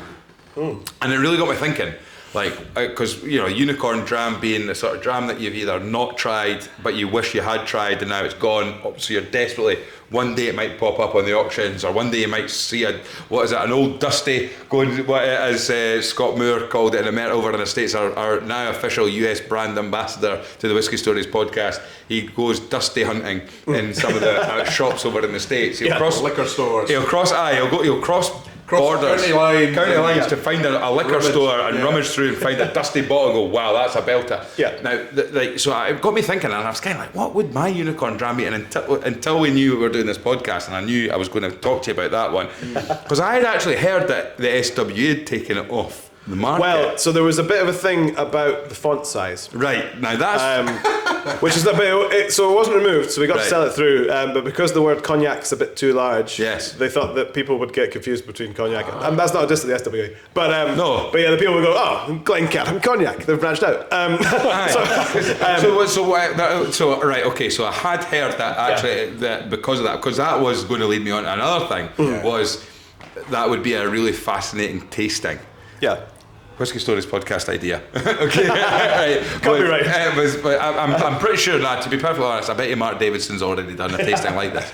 But like whiskies that maybe have been taken out by the SWA that you wouldn't be able to do. Yeah, you know, because, I mean, there was a Glenmurray cask. cider. Yeah, the Glenmurray cider cask that I'd always heard a bunch about, but I've never managed to try it. Yeah, So. and champagne casks. I think people have got in trouble with the labeling. Yeah, of so those I as remember, well. so again, in the retail days, I was selling Springbank Calvados for ages, and then I realised that Calvados wasn't a legal cask at the time. Oh, really? Because it is now, and actually I've been trying to get them for years because I thought it was an amazing finish.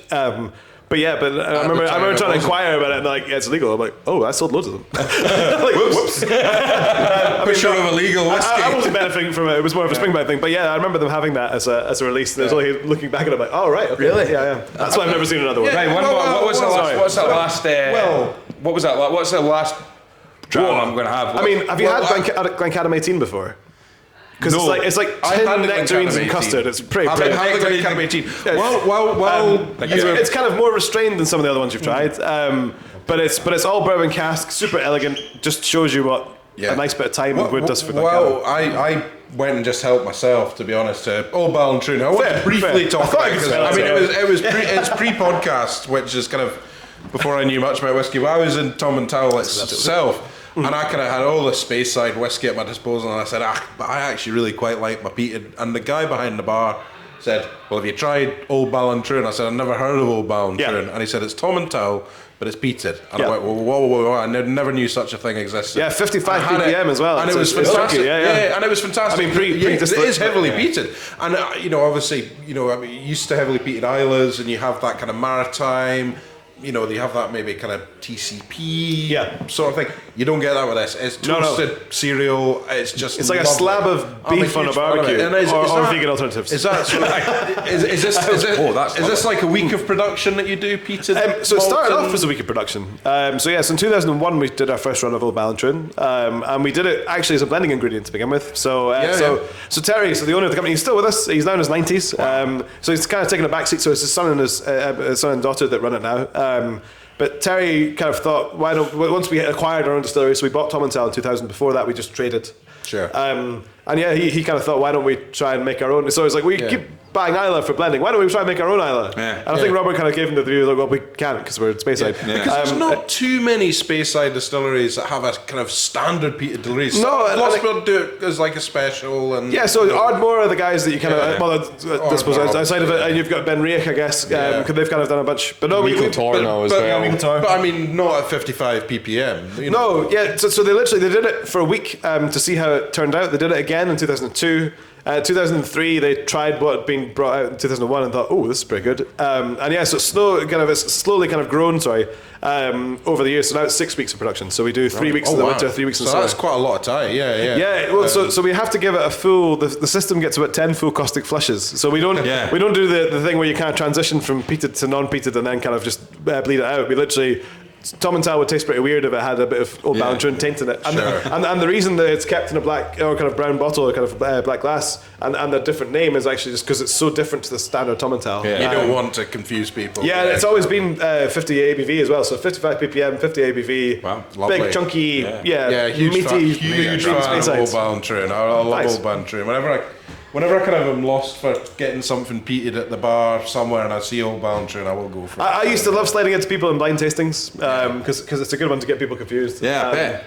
Well, the thing is as well, it wins over quite a lot of new people who aren't too into peated whiskey because their idea of peated whiskey is big and medicinal Exactly. and coastal, whereas Ballantrae yeah. has got none of that. No, Yeah. and something we should mention.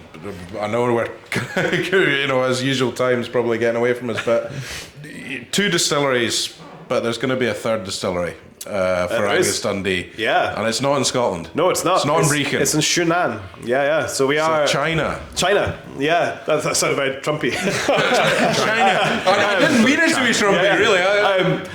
So it's coming. Great bunch of lads, the Chinese. No, it's really cool. Ted would say. It's pretty exciting. So actually, that came around. So we have an office in Shanghai. It's a big part of our business. Blended whiskies particularly do really well. We've got a couple of blends domestically there.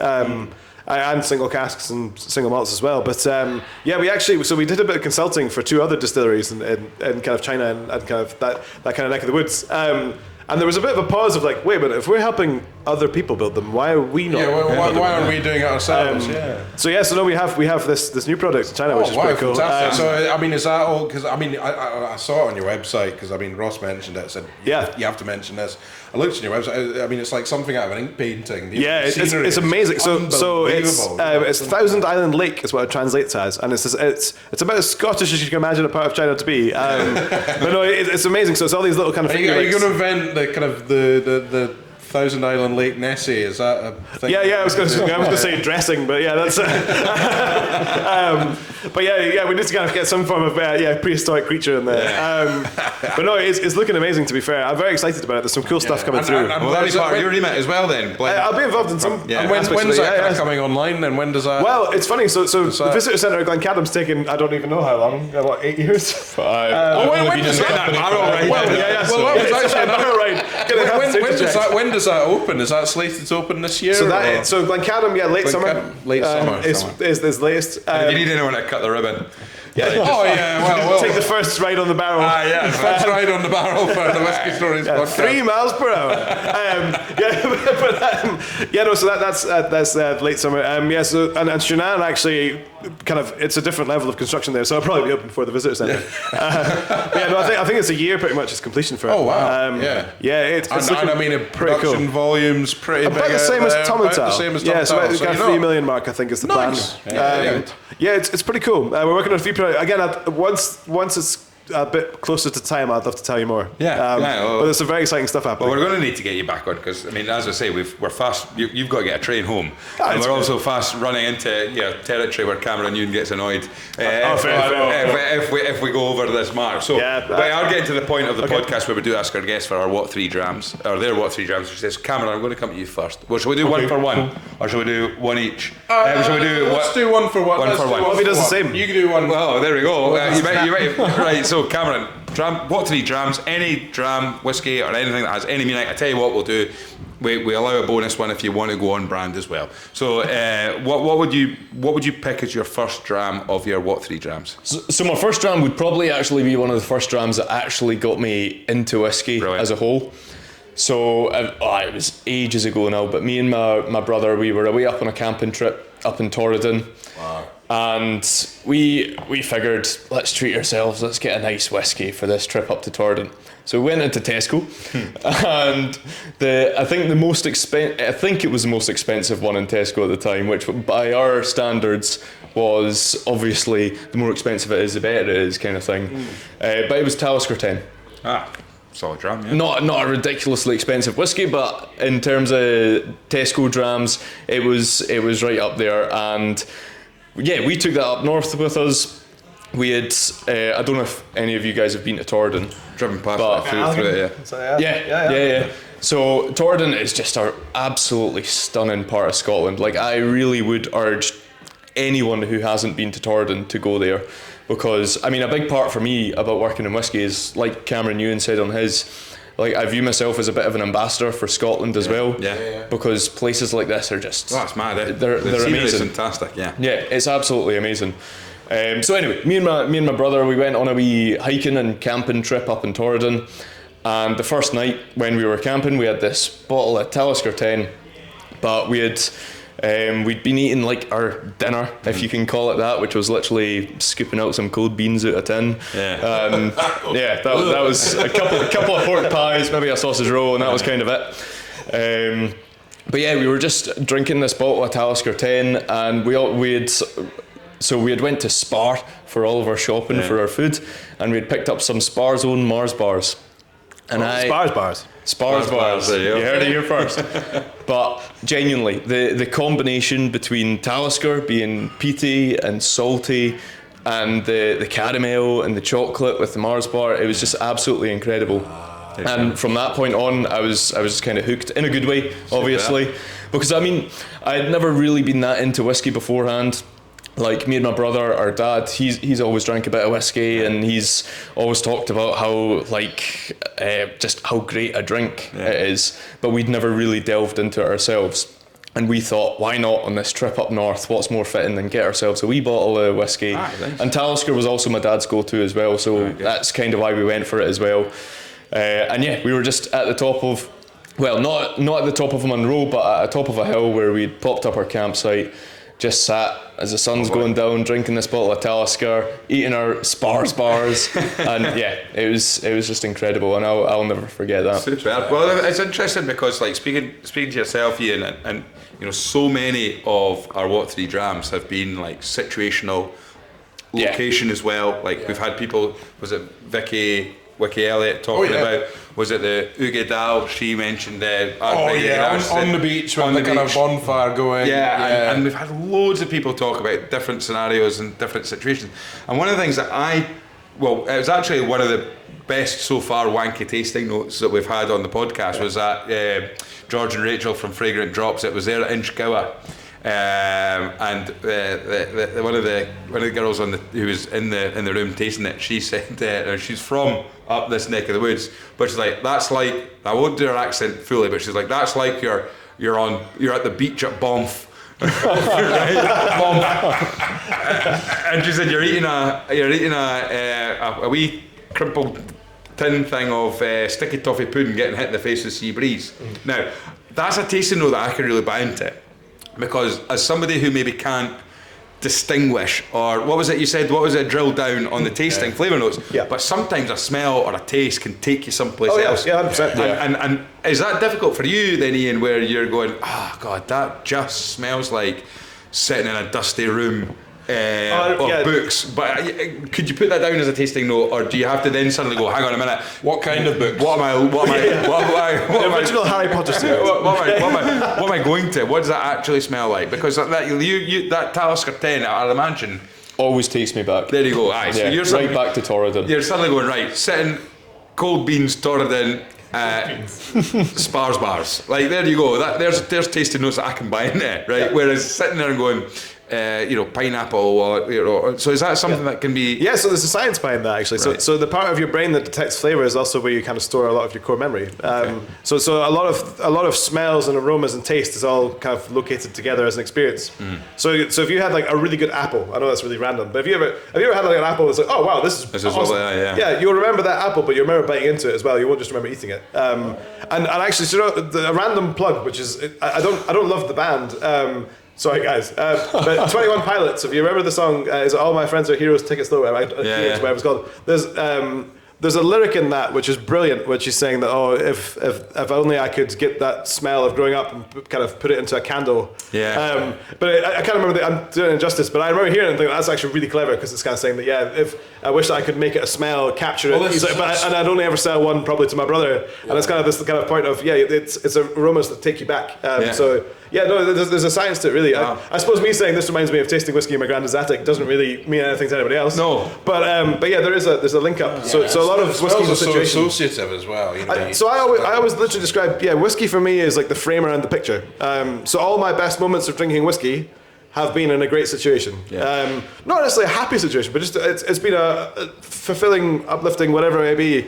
I remember a lot of people's like kind of elders and stuff that we've lost kind of by what we drank at their wake, which is kind of morbid but kind of interesting. So I drink those drams, I remember them, which is kind of cool. You never want to pick a dram you really love because it makes you miserable all the time.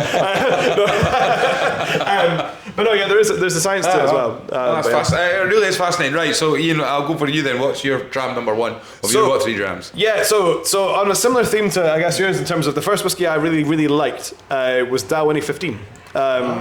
So one of my friends was born on exactly the same day as me, and we kind of grew up together. We've been childhood friends literally since his mum and my mum were pals in the same ward. Yeah, oh, wow.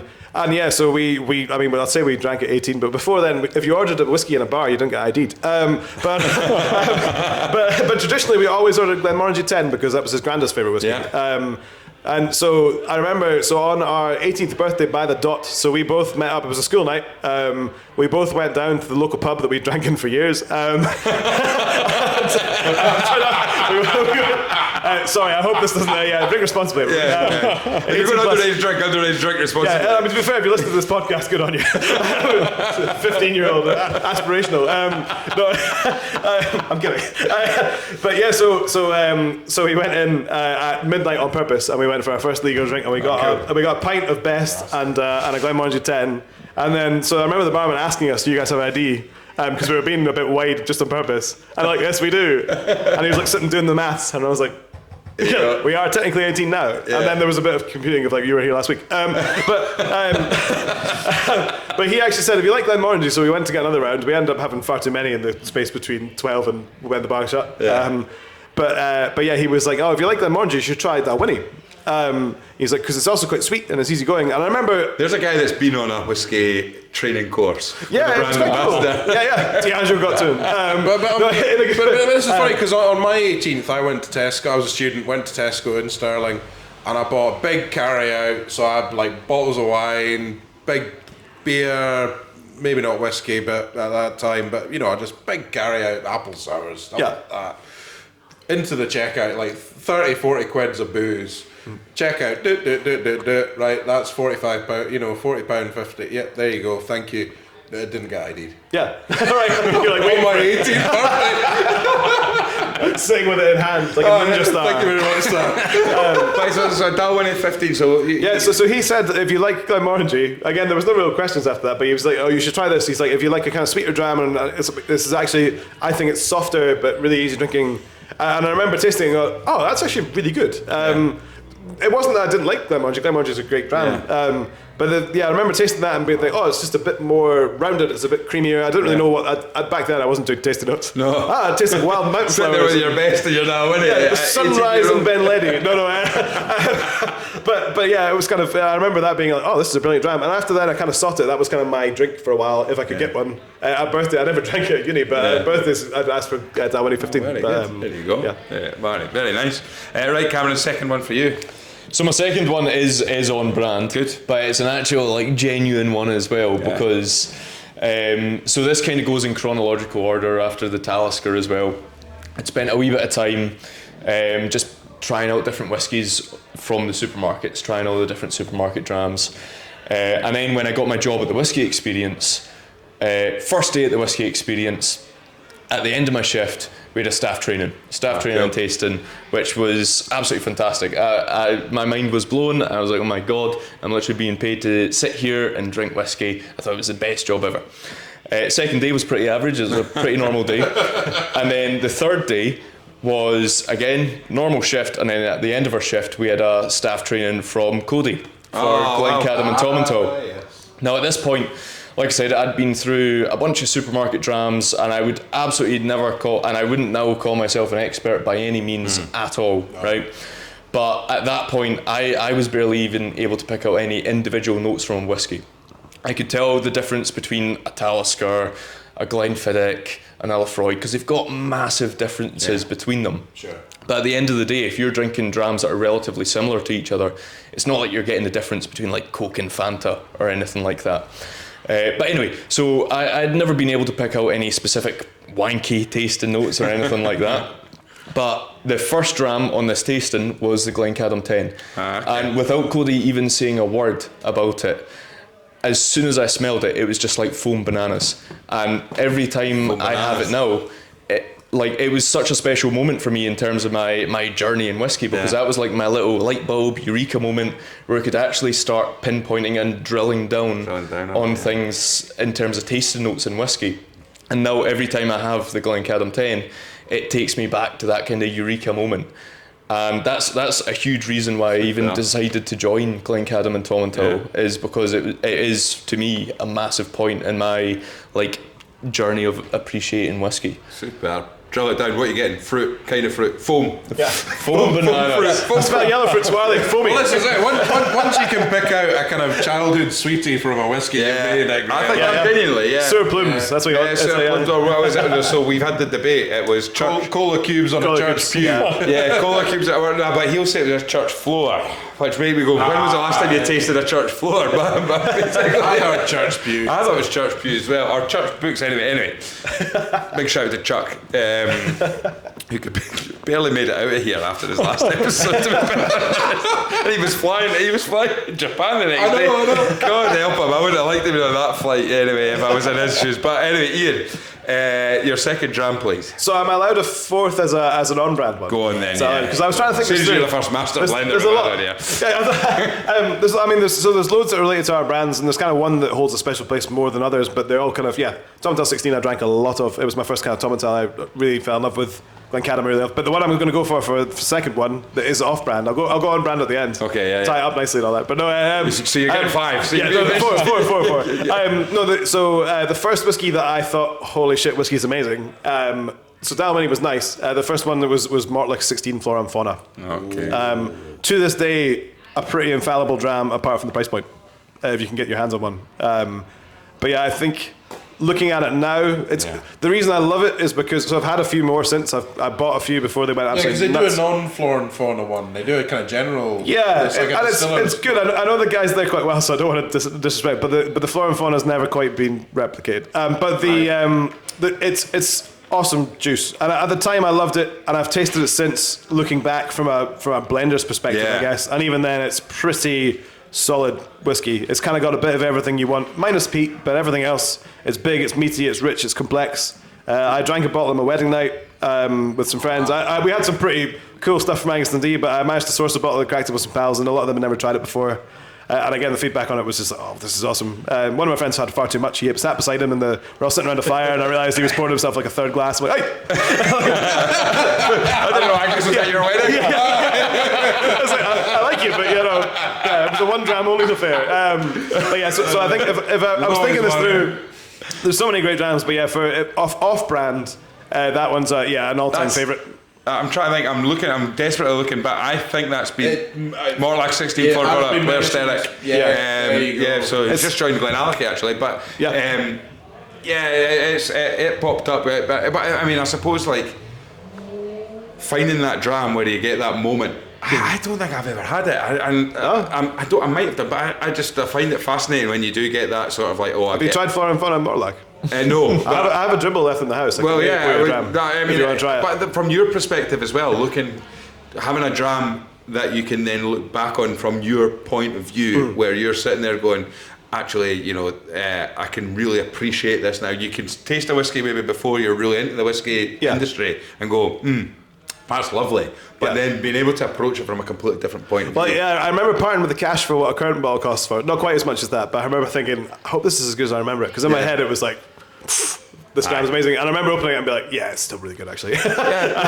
There's been a few where I could probably say I've opened. I've always had the kind of opposite experience where I've had a whiskey that again, really early on, before I was kind of really into whiskey, when I went to Islay, I bought a Bowmore 15. It was like the travel exclusive. That's bourbon, And I remember drinking that, and the whole time I was going through the bottle, I was like, "Is this good? Do I like this? Is this nice whiskey?" Yeah.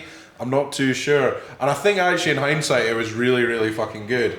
But I just didn't realise it at the time. So again, I've definitely had a lot of disappointments, I guess, looking at it from a professional level back on some of the stuff I used to really like. Really? So you'll look back and go, what was I there's some things that I love that I'll try again and be like, yeah, it's all right. I won't say it because again, whiskey's personal and it's one of these things. There's lots of one person's least favourite dram is someone else's favourite. But there's lots of things that I used to think were really good that I'm like, actually, in terms of makeup, it's maybe a bit one-dimensional or whatever. Maybe they're not bad. They're just not. Yeah. But that's one that I was. That's interesting. All right, Cameron, Jeff, your last one. Had to get it in there. So dram number 3 for me is actually incredibly recent. So I actually bought the bottle over a year ago. You bought now. another brand? I'm joking. Get out! It was before I worked for Angus Dundee. But no, so I bought this bottle a while ago now, over a year ago, and it was an absolute steal that I got on an auction. And it's so in the 70s and 80s, I think it's more the 80s that they released them, but Glenfiddich did a release for the clans of the Highlands. Okay. And one of the clans, I think there was 8 clans that they did a bottling for, and they came in this lovely little tin. I've got one of those tins in the house. Oh, have you? Yeah. What clan's it for? I have no idea. I was actually looking at it the other day because I was clearing it out, but I looked at it and I thought, I've had this for years, from like grandparents cleared out a house or whatever. Full of pencils. Yeah, literally. It's just full of stuff, but it's not actually got any. Anyway, sorry. I'll need to find that out now. That's well, yeah. So I managed to get a bottle off an auction for the McPherson clan because, well, I'm a McPherson, and I thought it was just a nice thing to have around, and I would open it at a kind of special occasion. And there was actually, in the auction that I was on, there was 2 of these going for sale. One of them was like pristine condition. Yeah. And one of them was like really beat up and it was really rusty, and nobody was bidding on it. Nobody was bidding for the one that was really rusty. And to me, the rusty one has much more value than the one that's pristine, because that almost tells a story in itself. So I snatched it up for a. It tells a story that someone's had it and just left it and forgotten about it. But quit heating. Like, it adds to that whole feel of having a whiskey from like the 80s. Yeah. So yeah, I snatched up for literally a 1/5 of the price that the pristine one went for. Really? Wow. Yeah. So I've kept that in my house for ages and ages. And then this year, at the start of this year, I went over to New Zealand for my brother's wedding. Ah, nice. So he just got married to Shivani, his current wife. There we are. And I thought it would be lovely to bring that over, since we're in a sense welcoming a new member into the McPherson family. We can all sit and share that bottle. And we drank it in like a kind of backpackers hostel style of place, but we had a view of Mount Tongariro, which it's like this beautiful volcano. It was Mount Doom in Lord of the Rings for anyone who's a fan.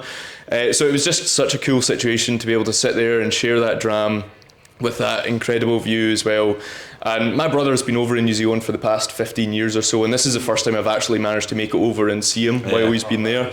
So I think all of that just added to it as being such a special occasion. And at the same time as well, with the bottle that was inside this rusty tin, I was really worried about it, because I thought the bottle's been left alone for absolutely ages.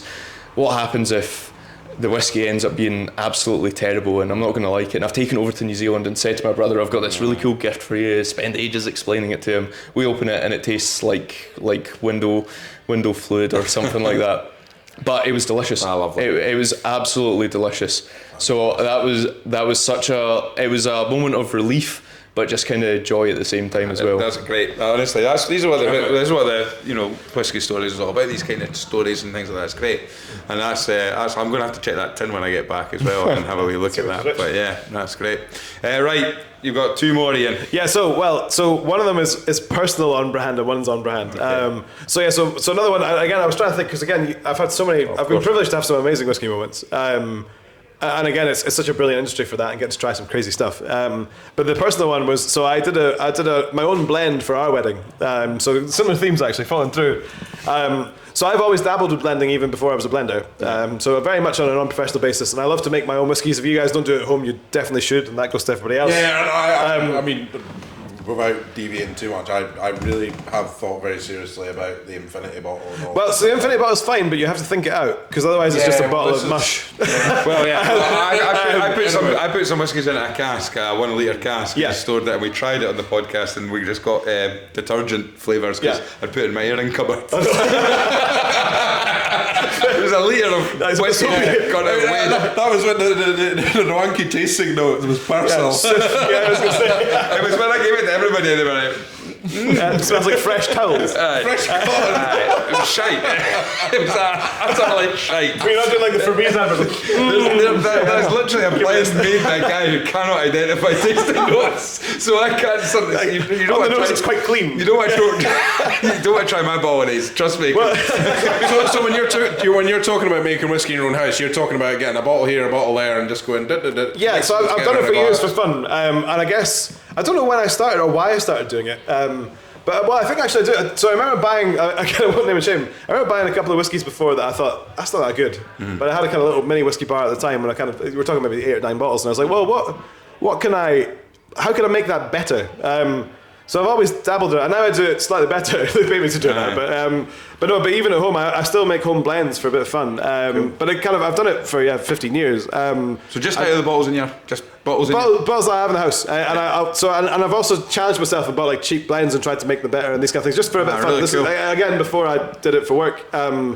But I remember for our wedding, I made a blend of whiskies from mine and my wife's vintage, so 1989 and 1990. Nice. So I bought these bottles, and I said it was for a special project, so I didn't get in trouble for buying them out. And it was, so I had some Glencadam in it, I had some Tomintoul in it, I had some Linkwood, some Mortlach, some Longmorn. It was a bloody good blend, and actually. You've got to write that down now, Graham. So actually, I will. It's a recipe now rather than. So I'll do you one better, and I'll give you some to try. I meant to bring it for you today, but I was in a bit of a rush. Sorry. But yeah, so we made enough for miniatures for all the guests. So everyone had it's got a nice cheesy label of me and my wife, half cut in Tuscany. They were in this wine shop, but they gave you these giant hats. Anyway, so there's a good picture on the front of it. Any home blend I always make deliberately naff, even if the liquid's ridiculous. But yeah, so this was a blend of our vintages. I think I called it the perfect marriage to be cheesy, like marriage of casks. Yeah. But yeah, we made 2 full bottles at 7cl, and then the rest was miniatures, and that was it. Wow. But I've still got a couple of minis, and I literally meant to bring you one to try. Thank you so much. I've not retasted it in a while. It might be crap, but at the time it was pretty cool. And I remember saying to everyone, like, "Oh, I actually made that." Like after people had tried it, Yeah. I actually did it for Cody as well. So for Cody and Moa, that was both of the. Yeah. Well, no, sorry, it was Moa's What 3 Drams, because when we interviewed Cody, they'd only just got engaged.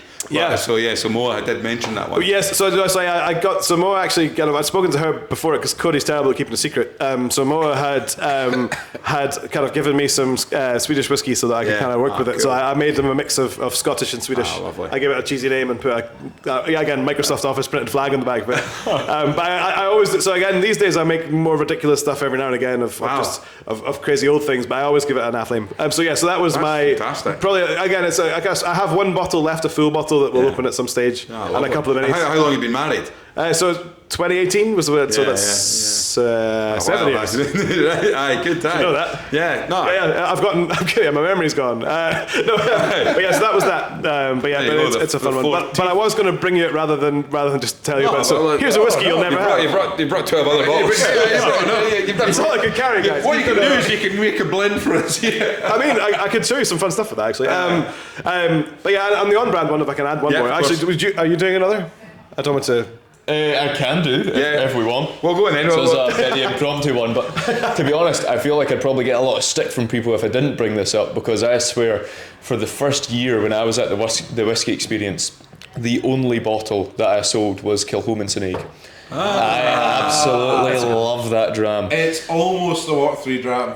I did a different What 3 Dram where I just talked about famous grouse, but the Sinag is almost the What 3 Dram for me. Because the thing is, so when I started at the Whisky Experience, they've got, in the shop, they've got this wall that is just full of miniatures. Yeah. And I made it my aim when I started there to work my way through every single miniature. So as I could just kind of, like if I'm selling whiskey to people, I need to have at least tried it. Yeah. Right? That was my thinking behind it. And the very last section on that wall of miniatures is the Islas.